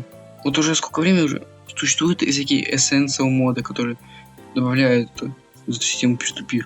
А можно только сейчас добавить это. Ну ладно, добавили уже хотя бы. И то неплохо. Добавили, что жаловаться. Есть и хорошо. Так, давайте более подробнее разберем. Что насчет пластинки новой? Где ее найти? Как ее найти? Чтобы найти эту пластинку, нужно найти в северных пещерах заброшенную шахту и там вагонетку с сундуком. Возможно, а кстати, даже невозможно, там даже вроде 100% шанс, что там будет эта пластинка. Это если я не ошибаюсь, конечно.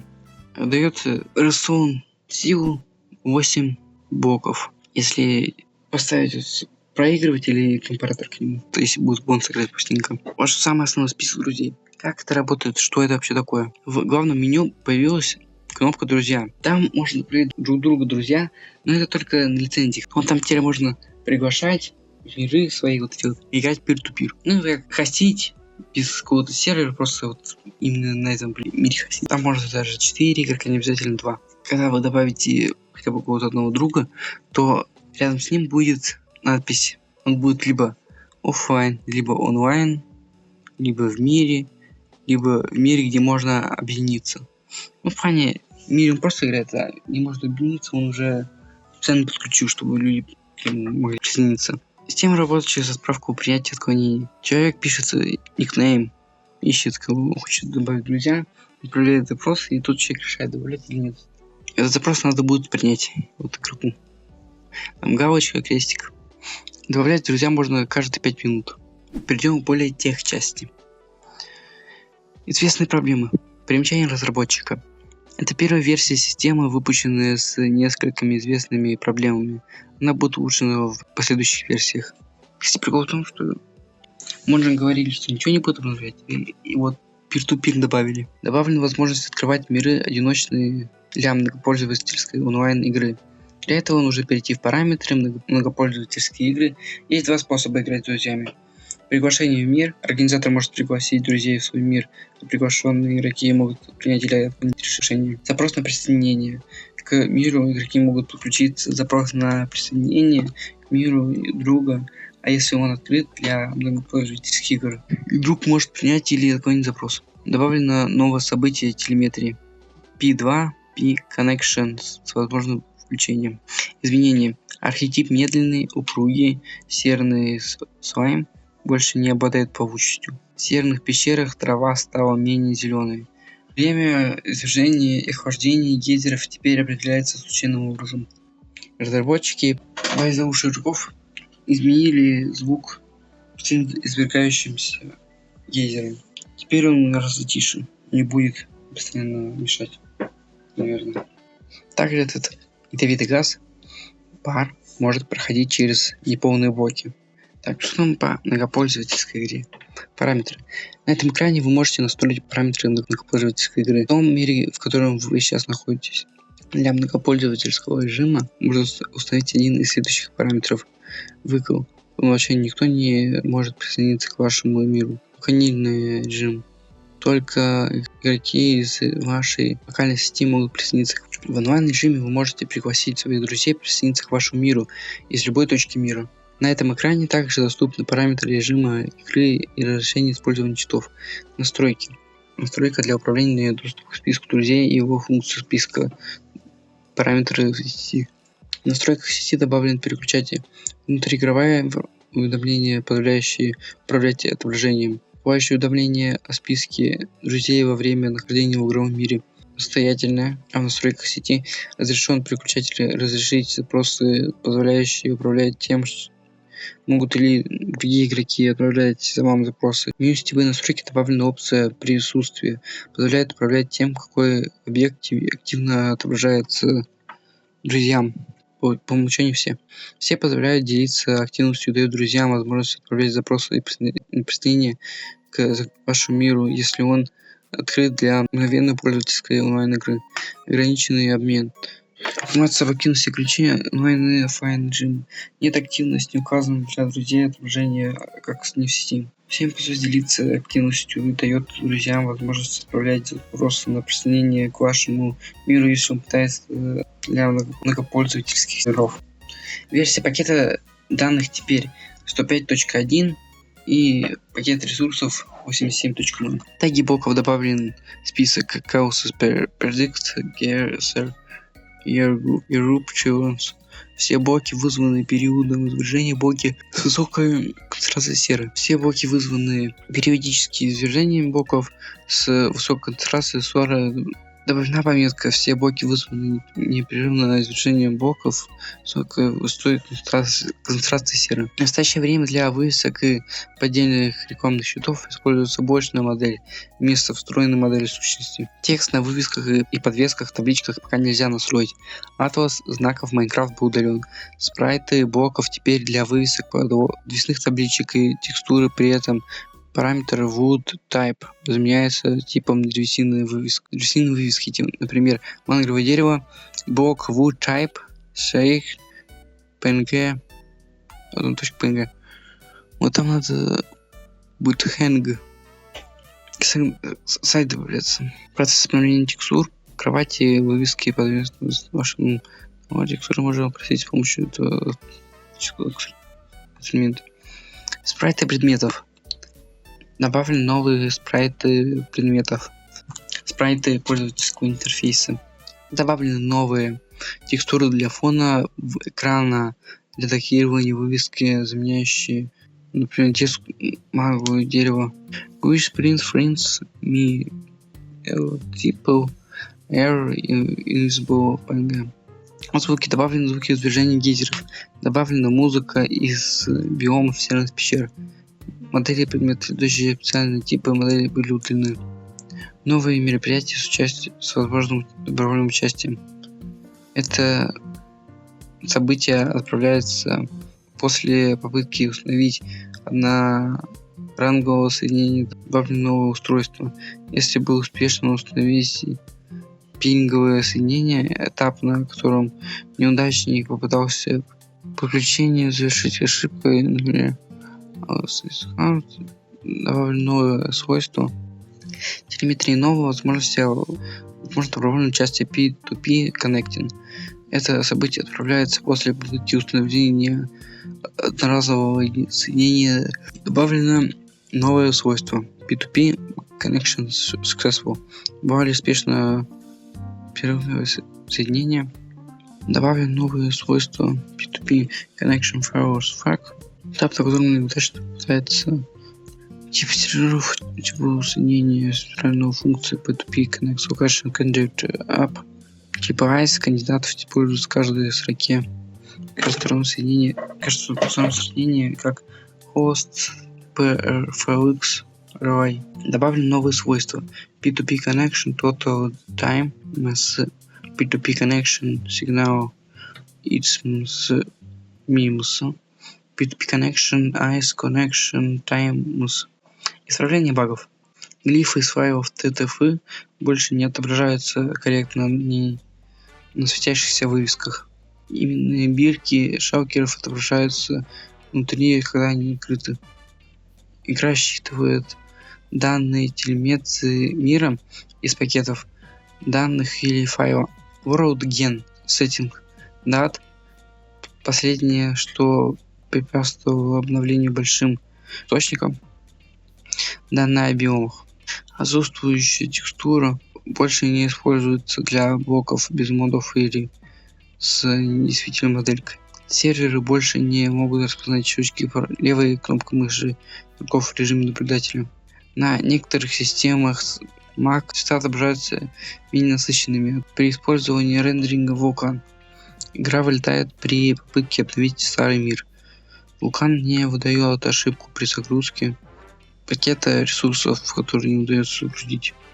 Игра вылетает при сворачивании на некоторых видеокартах Intel. Специальный рендер модель стендинг.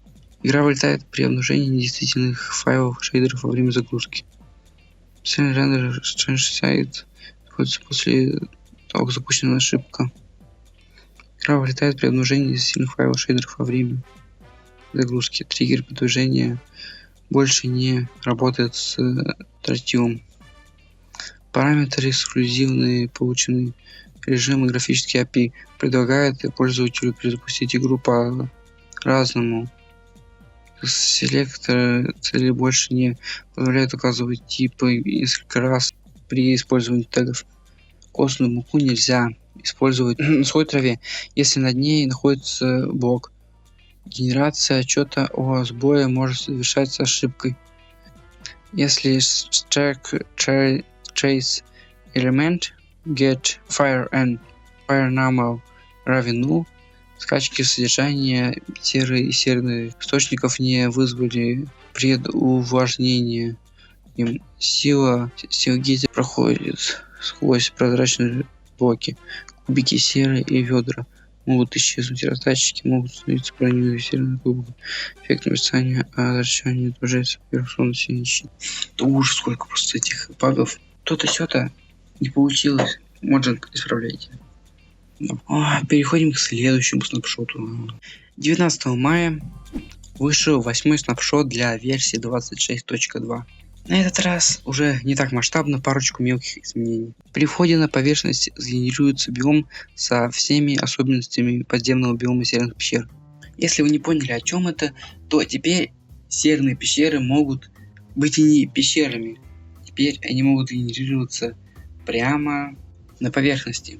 Изначально это был баг. Разработчик прислал это сообщение аудитории Майнкрафта. Отреагировал на это положительно, что в реальности тоже такое случается. И тем более там шанс редкий, поэтому пускай это официально и будет. Вот и сейчас добавили на поверхность серный биом. Теперь серные слаймы, содержащие внутри блок, приимчивы к урону от блоков магмы, а также от других серных слаймов, содержащих блок магмы. Кровати стали более мягкими и прыгучими, прям как на Bedrock. Ну все, переходим к технической части. Как я говорил, что особо ничего такого не будет. Игра приходит уже с Vulkan на OpenGL. По умолчанию графический API. Почему так? Потому что Mojang еще считает, что Vulkan слишком сырой, поэтому надо его разрабатывать еще. Пускай лучшие игроки играют на стабильном OpenGL. Потом они, когда вулкан сделают, уже тогда будут вулкан. Так, что там по вулкану? Теперь вулкан помечен как экспериментальный. Вы все еще можете использовать его, если хотите. Он хорошо работает на большинство распространенных систем, но может снизить производительность или вызвать нестабильность на некоторых других системах. Теперь в режиме по умолчанию будет использоваться OpenGL. Настройки будут брошены на значение по умолчанию для всех игроков. Спрайты пользовательского интерфейса. Добавлена опция Friends Backgrounds Dark, более темный вариант спрайта. Панели Friends Background, используемые в качестве фона для диалога окон, подтверждения в пользовательском интерфейсе друзей. Технические изменения. Версия пакета данных теперь 106.0. Тип повреждения. Добавлен новый тип урона. Minecraft Software Cube Hot. Команда публикации теперь принимает в качестве первого аргумента дополнительное логическое значение, указывающее следующее. Следует ли открывать сервер онлайн мультиплеера или только для локального мультиплеера. По умолчанию сужу многопользовательский режим онлайн режим. Снять с публикации добавлена команда Unpublish, которая удаляет ваш интегрированный сервер из публикации, если он присутствует. Это с серверами тоже. Исправлены ошибки в версиях 26.2. Что там по багам? Цвет глаз спящих детенышей снежных лис не соответствует цвету глаз взрослой особи. Блоки иногда остаются видимыми после разрушения, но кстати, вроде бы проблемы не Майнкрафта. Текстуру нюхательных конфет содержит неиспользуемый пиксель. Назначение клавиши «Сделать снимок» на экране не работает при назначении ее на кнопку мыши. На текстуре задней части правой руки Гуркуса видна линия пикселей неправильного цвета. Грива детеныша Хоглина больше не отображается с обеих сторон текстуры тела. Мир зависает, когда жители деревни с определенными наборами навыков повышают свои уровни. Сообщение о смерти от серного куба с поглощением магмовым блоком гласит: обнаружили, что пол был лавой. Напольные знаки рядом с квартирой теперь можно иметь более темный цвет. Сервис «Друзья» доступен 403. У пользователя может отсутствовать активный профиль. Строка Options in Game Notification написано с неправильным регистром. Серные слаймы, соприкасающиеся с кактусом, создают небольный звук. Игры, опубликованные с помощью команд Publish, отображаются как оффлайн на экране настроек многопользовательской игры. Текст на экране подтверждение о списке друзей может уходить до предела окна при уменьшении разрешения. Пользователи, не являющиеся друзьями, могут присоединиться к миру, предназначенному только для друзей, если один использует одну и ту же сеть. На экране редактирование вывесок больше не различаются. Стационарные и настенные вывески. Боковые стороны настенных вывесок не отфильтровываются по бокам. В названии свойства откладки, имитирующие чат после друзей, повторяют слово debug. Невозможно посмотреть собственное сообщество в чате, если в настройках бокс чат стоит ограничение только. Существа, поднимаемые вверх гейзерами, получают урон от падения пропорционально времени, проведенного ими в зависшем состоянии перед приземлением. Предварительный просмотр состояния кожи на экране. Отчет о состоянии кожи больше нельзя проверить по вертикали.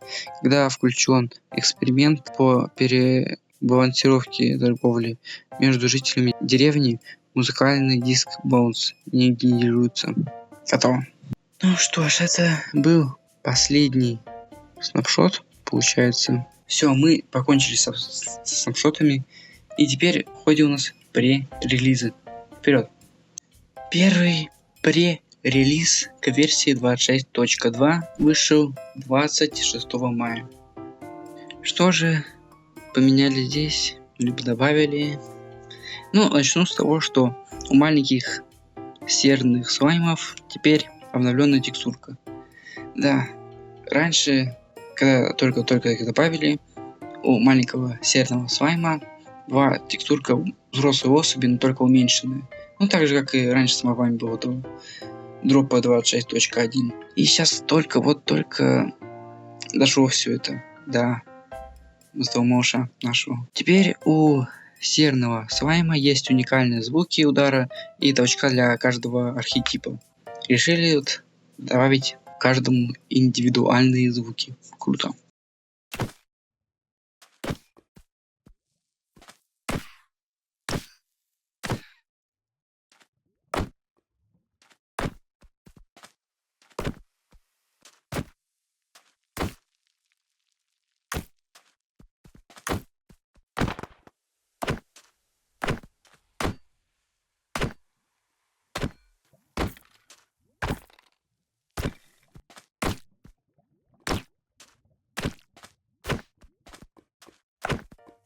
знаете что?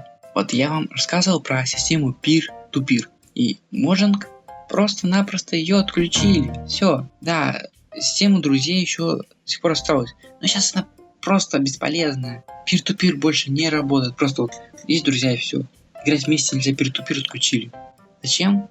Mojang написали, что это нужно, чтобы заработать все, улучшить. Они писали, что они недовольны пока, как это все работает. Им нужно это переделать, чтобы это все работало хорошо и классно. И возможно, и потом добавить.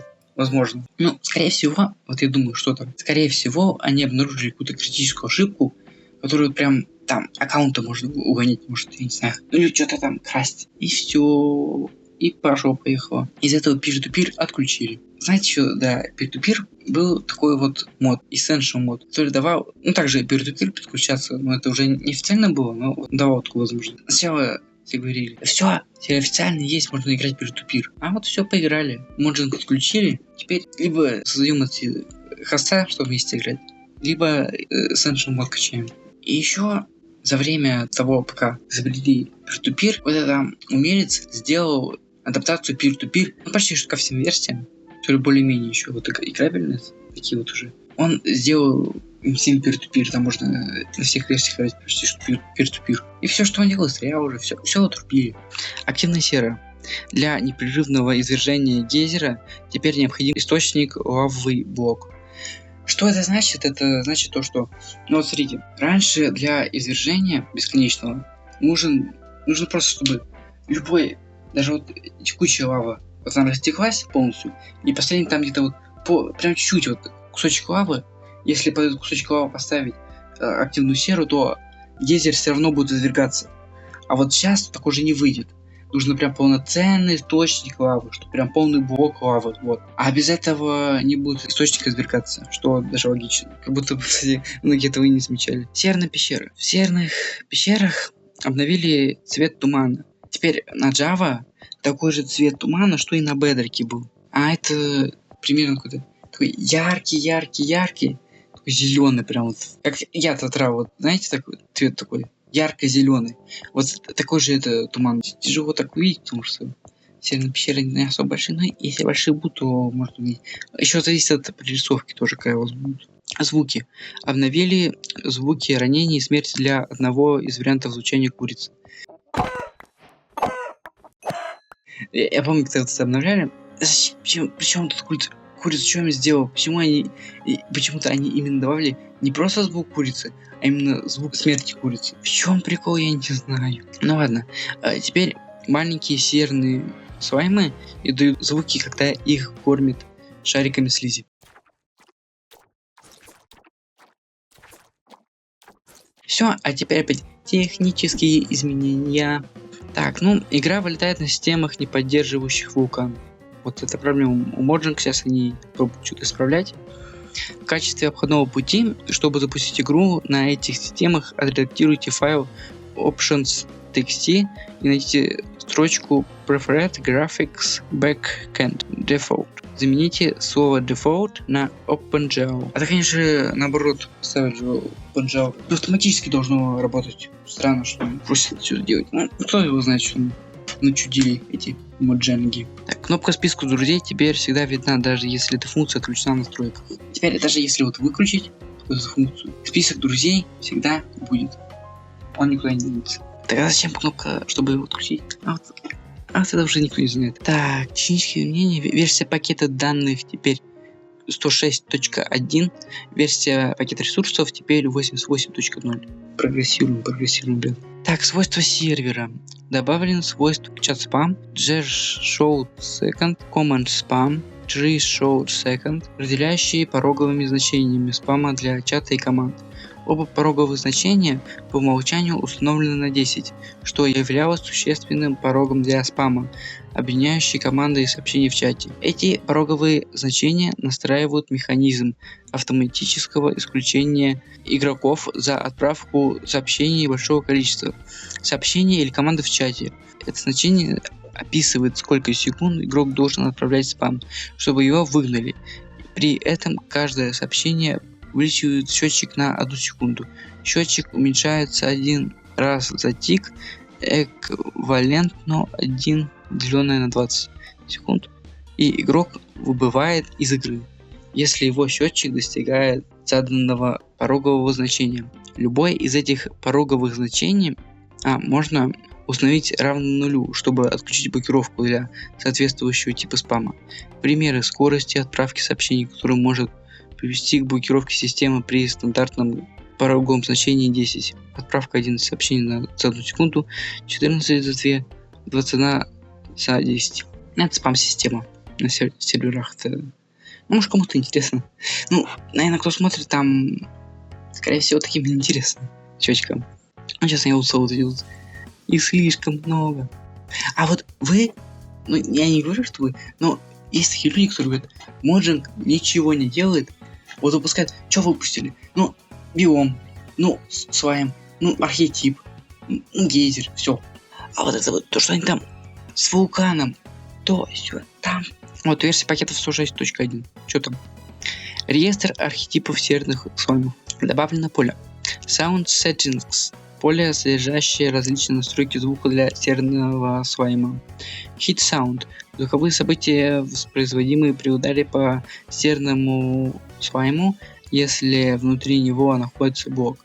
Push Sound. Звуковое событие, воспроизводимое при перемещении серверного слайма, если внутри него находится блок. Push Sound Impressive Threshold. Число с плавающей запятой, определяющее минимальный импульс, необходимый для запуска звукового эффекта нажатия на серверном слайме. Push Sound Countdown. Число с плавающей запятой, с определяющей перезарядкой звукового эффекта точка в секунду. Команда Execute on Owner теперь будет рассматривать объекты VEX как принадлежащие их evoker. Вы дадите это какой-нибудь эффект этому вредине, то этот эффект передастся вызывателю. При установке добавлен новый пресет мира Minecraft Flat All Dimensions. Это параметр по умолчанию не отображается на экране создания мира. Вот я наверное, сколько читаю, я там, наверное, столько английских названий правильно прочитал. Мне что-то кажется так. А вот напишите в комментариях, сколько я раз неправильно прочитал английские слова. Все, я безграмотность полнейшая. Главное, чтобы вы понимали. Так, пакет 88.0. Спрайты блоков Pure переименованы с добавлением суффикса сайт. Текстуры сущности. То, что серых кубов обновляли. Вот этих маленьких звуки. Вот звуки то, что обновили. Удалили что-то, добавили звуки. Все, исправление багов пошло. Так, создание уменьшенной версии карты завершается ошибкой при использовании клавиш выбора блока. Игра зависает при попытке создать новый мир, если папка с сохранениями недоступна для записи. При выборе элемента, приглашенные с помощью клавиши Tab, все элементы на вкладке «Игроки» слегка смещаются вниз. Игроки возрождаются в нижних слоях коренной породы, если точка спавна в мире установлена в нижнем мире. Быстрое выполнение нескольких команд приводит к включению игрока за спам в пользовательском режиме. Использование клавиши выбора блока на картах с функцией Map Post Processing из картографической таблицы в творческом режиме приводит к сбою игры. Значительное снижение частоты кадров в новом обновлении. Использование костной муки из основной руки одновременно размещает блок, удержанный в дополнительной руке. Какое дело, ты блок поставишь в него. Значительное падение частоты кадров в версии 26.1 и выше. Снижение производительности. Так вулкан, что сказать? Снижение производительности при рендеринге декоративных горшков. Трезубцы не отображаются, если их хитбокс находится далеко за пределами поля зрения человека, даже если часть их должна быть видна. Большое количество баннеров в мире вызывает проблемы с производительностью. Серные пещеры со временем могут зарасти шипами серы. Вот, кстати, насчет этого там же это. Либо это в следующем, что-то тупанул, либо это в следующем при релизе ограничить им рост, либо уже ограничить. Если баг есть, то не знаю. Пиглины постоянно издают звуки, пытаясь превратиться в зомби на мирном уровне сложности. Когда они заходят? Так они же вроде когда превращаются, просто исчезают. Или что? Частота обновления игры на некоторое время замирает, когда серный слайм получает урон от мгновенного урона при очень высоком уровне усиления. При нажатии на ссылку «Учетная запись Microsoft» в меню «Друзья» не воспроизводится звук щелчка. Длинные имена пользователей отображаются за пределами области списка друзей. В отличие от Bedrock Edition, маленькие серные слаймы не имеют собственной текстуры. Элемент управления онлайн-безопасностью с помощью учетной записи Microsoft в меню друзей не идеально выровнен по горизонтали. Предметы могут попасть в инвентарь игрока после смерти, что приведет к их удалению при отключении правила Keep Inventory. Панорама начинает вращаться при входе в меню. Музыка и звуки с экрана на настройки доступности. Скины друзей долго отображаются при открытии списка друзей. Игра вылетает, когда заклинатель наносит ответный удар по Вексу, который сам себя считает своим владельцем. Туман в серных пещерах не зеленый, в отличие от Bedrock Edition. Тут справились. Некорректно обрабатывают удаление папок с сохранениями во время работы. При включении пакета ресурсов высокая контрастность в списке друзей вы используете текстуры кнопок с высокой контрастностью. Шалкеры вздыхаются при открытии, вися на боке. Шаблонные модели для вывесок не имеют префикса. Шаблонные модели кровати не имеют префикса. Сбой при неуспешной компиляции постшейдеров. Название, критерии разблокировки рецепта для подвесных вывесок изменено на has blanks. Строка «Мое имя» профиля в меню «Друзья» располагается слева от имени пользователя, даже в языках с письмом справа налево. Все. Переходим ко второму уже.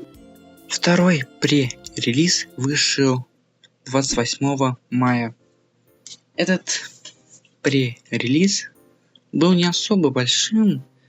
Тут именно сейчас технический пойдет прикольчик. Так, версия пакета данных теперь 107.0 и пошли исправления. Растяжка над головой игрока срабатывает дважды при прыжке. Строка с версией графического бэкэнда в отладочном окне не поддерживает символы новой строки. Быстрое добавление блоков серных слаймов для поглощения и их удаления при низкой частоте обновления может привести к рассинхронизации. Анимация блокировки щитом теперь слишком быстрая. Большие файлы основных шейдеров не загружаются при использовании бэкэнда рендеринг Vulkan. Так понятно, не загружается, там Vulkan же еще тестируется. Вы можете одновременно менять местами поглощение блоки серных слаймов и поджигать поглощенный ими тротил. Сбой функции OpenGL Multi-Ref из-за отсутствия привязки буфера элемента. Генерация iGlow в редких случаях приводит к зависанию сервера. При включении пакета ресурсов Programmer Art нужная часть кровати отражается как отсутствующая модель. При включении основного эффекта маяка при выборе эффекта второго уровня в качестве дополнительного эффекта приводит к исключению игрока. Игра вылетает при запуске на Mac. Игра вылетает на системах, не поддерживающих Vulkan. Так логично. Игра теперь вылетает при попытке создать новый мир, если папка с хранением отсутствует. Все. Это такой небольшой был такой пререлиз. А сейчас мы перейдем к следующему. Да. Хотя нет, перед этим я хочу еще кое о чем вам рассказать. А именно о Minecraft Live TwitchCon 2026. Если вы спросите, какое отношение это имеет к тому, что я обозреваю сейчас снапшоты, пререлизы и так далее, то это имеет большое значение, потому что именно на этом Minecraft Live объявили дату выхода дропа House в кубе. А это 16 июня. Сегодня. Вот как. И я хочу, раз я, рассказал про Minecraft Live Sprint, то почему бы мне не рассказать об этом вкратце тоже. Да и думаю, время хватит. И что, тайм-коды есть всегда, так что все. Так, что показали нам на Minecraft Live TwitchCon 2026? Он прошел в Роттердаме. Так, было 6-часовое, что необычно, да, Minecraft Live. Вообще-то Minecraft Live был именно в прямом эфире. Вот прикол в чем? Там не было ничего записанного. Но было, конечно. Но именно где вот выступали, где зрители сели, там все реально было. Соревнование Mid-Offs, где неумело спидранили Майнкрафт. После этого выходит Агнес, говорит: всем привет, дроп Хаус в кубе выходит уже 16 июня. Ура, победа. Так, что у нас еще было? Minecraft Dungeons 2. Объявили там, показали этот тизер. То все там, то что вот осенью выходит уже. Вроде 29 сентября, если я правильно помню, как бы. А там еще это, кстати, GTA 6 же выходит. А GTA вроде она выходит в ноябре. А там в ноябре вообще никто ничего не выпускает. Чисто.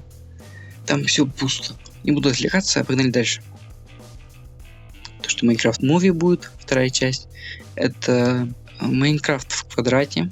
После нам анонсировали уже дроп 26.3, где будут эти вот осенний лес, вот это палатки из ступенек шерстяных. Как дроп такой кемпинговый. И прикол в том, что это осенний дроп, и там осенний лес. Времена года в Майнкрафте 6. Ладно, что еще? То, что Лего там у них коллаборация была. И вот плащик. Я хотел просто вам сказать, если вы не успели плащик забрать, то вы сейчас можете забрать плащик еще. Но уже нет. Последний день это был 15 июня. Ну, если вы плащик не взяли, то, к сожалению, все. Я надеюсь, что вы взяли плащик. Ладно. Надеюсь, что все-таки взяли. Ну все, с Майнкрафтом лайвом поговорили уже, обсудили. Там, я выжимку дал, что там было просто. Чтобы вы знали, были в курсе. Ну, или напомнил, кто узнал. Возвращаемся к нашим любимым пререлизам. Погнали. 2 июня, уже, кстати, ближе подходим, да. Они выходят, вот эти снапшоты, они прям по вторникам. Хотя тоже есть исключения. Есть. Но в основном снапшоты они выходят по вторникам. А вот уже пререлизы, они могут выйти хоть когда, они могут хоть через день выходить, они могут хоть неделю не выходить. И у них вообще точно нету графика. Как выйдут, так выйдут. Вот и все. А сейчас на данный момент что-то это. Сейчас самое последнее это вообще пока что кандидат на релиз. Вот. Ну это ладно. Давайте не буду о тему входить, то сейчас ролик получится на 3 часа. Вот 2 июня вышел третий пререлиз версии 26.2. И что же нам там показали такого? Начну с интересного, это серный слайм. Вот теперь блок внутри серного слайма выравнивается по вертикали относительно сетки блоков только тогда, когда серный слайм не виден. Ну, это как работает? Если вы бросите зельку невидимости в серного слайма и поставите вот здесь домик жителя, вы сломаете из этого домика жителя одно бревнышко и поставите сюда серного слайма с бревнышком. Киньте зелье невидимости, все, этот серный слайм сольется с местностью, его видно будет. Ну, хотя, потому что я тестировал это на снапшотах. На снапшотах он темнее. Чуть темнее обычных блоков. Но скорее он так и будет темнее, потому что он же не будет прям идеально сливаться. Анимация сжатия больше не будет воспроизводиться, если внутри серного слайма находится блок. Ну то есть это когда он может прыгать и так сжимает, что он внутри блока. Так он прыгать не может, поэтому. Ну, типа что такого. Все, а теперь опять техническая часть. Погнали. В подсказке к настройке видео эксклюзивный полноэкранный режим. Теперь указано, что адаптированная синхронизация NVIDIA G-Sense AMD FreeSense должна работать при ее включении и не будет работать при ее отключении. В списке изменений для предварительной версии 26.2 при релиз 2 отсутствовало следующее изменение. Сервис Session ID, уникальный идентификатор многопользовательской сессии, общий для всех игроков в этой сессии. И пошли исправления багов. Состояние скрытности игроков иногда может рассинхронизироваться. Музыка в меню на короткое время начинает звучать во время состояния нового мира. Текстура частиц Noxious Gas 08 имеет разрешение 16 на 15. Серные слаймы, в которые впитался активированный динамит, нельзя поразить копьями. Гейзеры менее эффективны против игроков, управляющие другими существами. Ну что, на лошади, что ли, на гейзере прыгал? Ну ладно. Анимация темного наваждения на экране достижения замедляется при низкой частоте кадров. Между символами в шрифте Unicode имеются неравномерные промежутки. Добавление больших анимированных текстур каталсом приводит к исчерпанию памяти в бэкэнде рендеринга Vulkan. Взрывы, вызванные серными кубами с поглощением тротилом, не приводят к разрушению всех блоков. Засорение логов при попытке отобразить генератор монстров на межном уровне сложности. Попытка отправить себе запрос на добавление в друзья незаметно завершается неудачей без какой-либо обратной связи от пользователя. Нации Ctrl-Nam необходимо, чтобы кнопки были в фокусе от других, а при размещении кровати изголовье занимает дополнительную рамку. Отключение от сети на экране друзей и выход из игры приводил к сбою JVM. Граница вокруг текста по спискам друзей в меню «Друзья» исчезает при нажатии клавиши Enter и выходе из экрана подтверждения связи. Гейзеры уменьшают горизонтальную инерцию лодок. Теперь удар по висящим в воздухе слаймам серы заставляет их набирать гораздо большую высоту. Частично прозрачные текстуры цветов создают артефакты двоения изображения при использовании мипмапов. Назначение одной и той же клавиши для управления движением клавиши модификатор откладки позволяет перемещаться даже когда инвентарь открыт. Блоки поглощения маленькими серными слаймами отображаются некорректно. Контур печати букв на баннере белый. Значение очистки глубины игнорируется в GLU команда encoder create render pass. Время ожидания предварительное в GLU client wait since указывается в миллисекундах вместо наносекунд. Зачем ему наносекунды? Vulkan Render Pass. Draw Multiplay Indexed. Слот вершинного буфера жесткого задания равным нулю. Vulkan Render Pass. Параметр scSor никогда не устанавливается, если render area равен 0. Сбой JVM. При компиляции двух шейдеров при использовании Vulkan игра может вылетать из-за определенных состояний гонки в многопользовательском режиме. Вы все еще можете менять местами блоки внутри серного слайма, пока их динамит вот-вот взорвется. Переходим к следующему пререлизу. 4 июня вышел 4-й пререлиз. О, каламбур какой. 4 июня 4-й пререлиз. Ладно, что же там у нас есть? Там не только технические изменения, поэтому можете послушать. Теперь серный слайм будет отбрасываться дальше по мере повышения уровня зачарования на отбрасывание. Но это можно играть будет всякие футбольчики, да и что там. Кстати, а вы знали, что Mojang добавили серных слаймов, смотря как игроки играют броненосцами? Вот они брали и пинали броненосцев. Разработчики на это посмотрели такие: а давайте добавим им мячик, чтобы они нормально играли, а не вот это вот бедного броненосца пинали. Вот он, серный слайм. Динамит добавили им, чтобы бомбить, всех бомбить, всех, ядерка взрывать. Ладно, пошутили, дальше продолжаем. Активная сера, гейзер больше не будет влиять на Эндер Дракона. Интересно, а какой гений пытался подкинуть Эндер Дракона с пьедестала, вот этого, да? Активные серы. Зачем? Ну так уже нельзя сделать, все. Я не знаю, зачем так делал. Ну все, пошли технические изменения. Так что все, погнали разбираться. Экран параметры многопользовательских игр был переименован обратно в открыто для локальной сети. Исправлена ошибка, из-за которой экран конфигурации Realms мог не открываться. Экран параметры мира. Теперь владелец мира имеет доступ к кнопкам игровой режим и разрешить команды на экране. Параметры мира. Открыть экран локальной сети. В отличие от настроек мира, хозяин мира может настраивать значения игровой режим и разрешить команды для других игроков в своем мире отдельно от себя. Эти кнопки доступны в разделе «Настройки для других игроков». При большом количестве частиц они случайно пропадают. Лучше всего видно на большом объеме гейзеров. Эти кнопки доступны в разделе «Настройки для других игроков». Версия пакета теперь 107.1. В параметре Particle Render Starts теперь отображается количество различных групп частиц.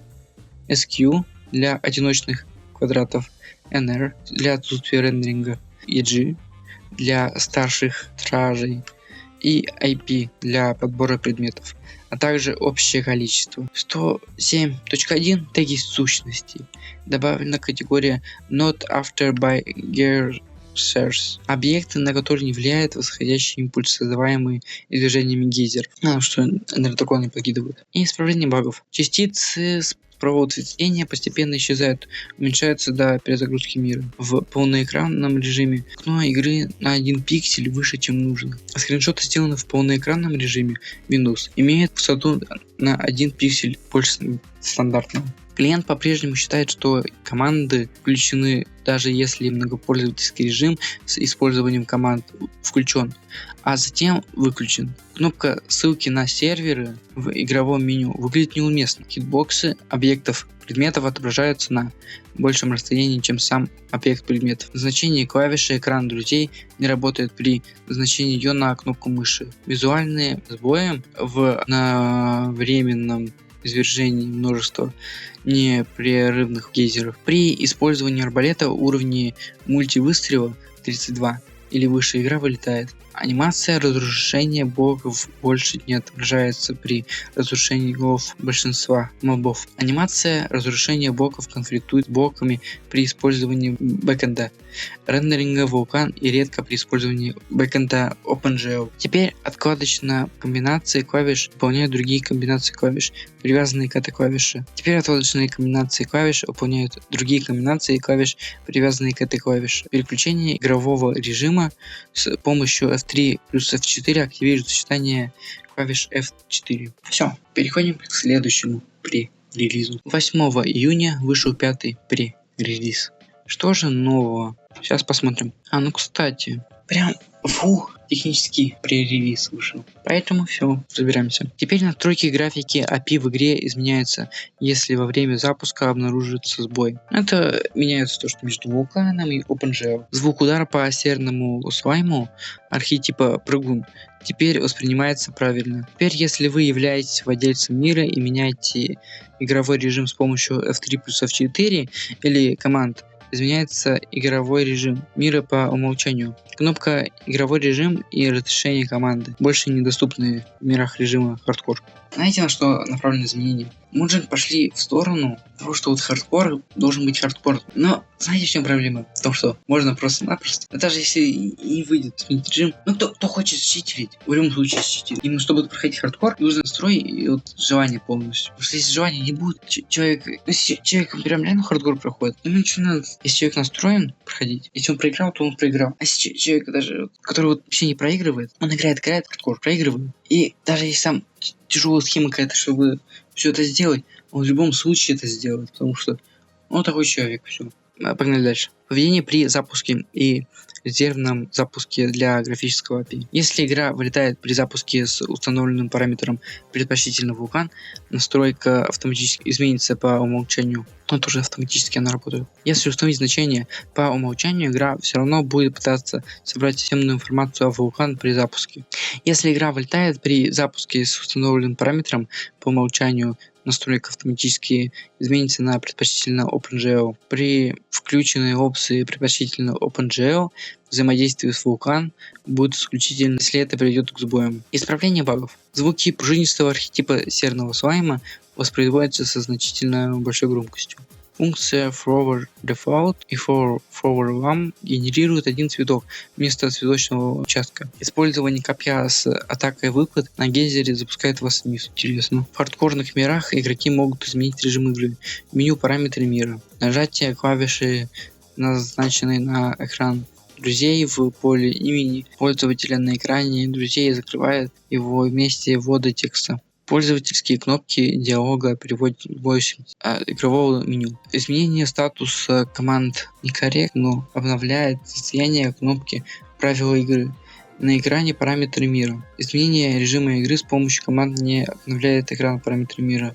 Кнопка статистика в игровом меню смещает вправо, когда присутствует снова связи с серверами. Строчка give friends here on our site держит ошибку с разделительной запятой. После повторного входа в сохраненную игру режим игры устанавливается на режим выживания. Режим хардкорная смерть может пройти, вернувшись в игровой мир. Ну все, так что уже чуть-чуть остается. Погнали к следующему пререлизу. Мы уже на финишной прямой. Я хочу вас поздравить, потому что я, конечно, не знаю, может еще что-то выйдет, пока ролик еще делаю. Это очень даже возможно. Посмотрим. Даже что-то выйдет, мне кажется, там будет пару изменений, поэтому нормально. 6-й пререлиз вышел 10 июня. В этом пререлизе всего лишь изменили одну вещь. Возрождение в качестве наблюдателя в хардкорном мире больше не отключает правила игры Spectators Generate Chunks. Но это то, что когда ты погибаешь в хардкоре и очень далеко улететь, то чанки бывает не прогружаются. Вот это правило, оно включается. Вот сейчас можно летать и все тоже прогружаться. Ну а больше ничего такого не было. Ну конечно, может там секретное что-то было изменение. Потому что вот как это было с кандидатами к версии 26.1. Там тоже выходили кандидаты вот эти. И там мы исправили критические баги. А какие баги там не написали? Просто исправили баги. Все, какие там неизвестно. Там, может, специально написали, чтобы не взломали там. Прям реально критические какие-то были. Что вот секретные такие.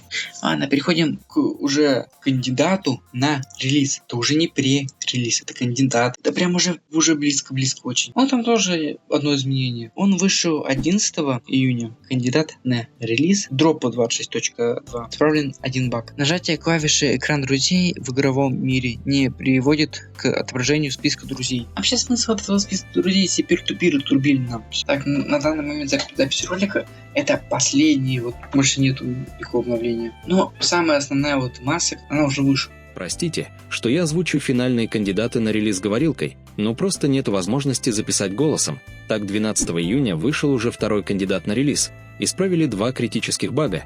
Это при определенных условиях игрок в режиме выживания мог застрять в яме с сеерным слаймом, исправлена ошибка, из-за которой при возрождении на предельной высоте процесс возрождения занимал гораздо больше времени, чем обычно. Пора заканчивать. Мы проделали огромный путь. До самых еще первых прогревов до уже кандидатов на релиз. Мы сделали большое дело. Сегодня вы узнали, откуда возникла идея дропа, почему вот именно все так входило. И куда Моджинг тратит свое время. Вот это прям самое важное было. Я хотел показать, что Моджинг и правда старается. Мы, может, знаете, почему потеряли большие вот эти вот версии? Мы их, возможно, потеряли просто потому, что... Вот помните, когда было 1.17, 1.18? Это пещеры и скалы. Масштабное обновление. Крутое обновление. Пещеры к тому же. И Моджинг решает разделить это обновление на 2 версии. И что началось? Игроки, все, Моджинг плохие, что поделили, не могли сделать одну версию. Ну что это такое? Ну зачем? Ну а сколько контента? Ну кушать его. Из-за этого. А потом пошло. После вот этой вот неудачи, Моджинг такие, нас не любит комьюнити, а мы хотели как лучше. Вот, мне нравится, вот, что мы так стараемся, делаем. Из-за вот этого вот всего у нас сейчас возможны дропы, поэтому много жаловались кто. Даже не то, что ру комьюнити, там разные есть там англоязычные и там еще какие-то. Многие жалуют. А ведь знали бы они, к чему это приведет. Масштаб был. Хотя дропы тоже это, в принципе, неплохо, потому что дропы, они дают гарантию Майнкрафту то, что он будет очень долго развиваться. И помаленечку что-то добавляют. А так, если они много добавлять будут, они просто добавляют там все уже обновлено, уже ничего буду давлять. И скалковый биом, все. Выбрать захотел нынешний статус с Майнкрафтом. Это неплохая схема, если подумать именно со стороны Моджанга. Для игроков это, конечно, не очень, но зато у нас будут долгие обновления. Спасибо всем за просмотр, что посмотрели эту разбор. Даже если вы вообще вот ни разу это не видели, снапшоты, что это вообще такое, теперь вы шарите. Снапшоты, что это? Снап, фотографии, снимки, то, что идет перевод. Релизы это, ну, сами знаете, что это скоро выход. Всем вам хорошего, приятного денечка. Давайте ходите в Майнкрафтик, открывайте дроп, который совсем недавно вышел, 26.2, и наслаждайтесь им. Погоняйте терных слаймиков, палочки на докидывание, футбольчики.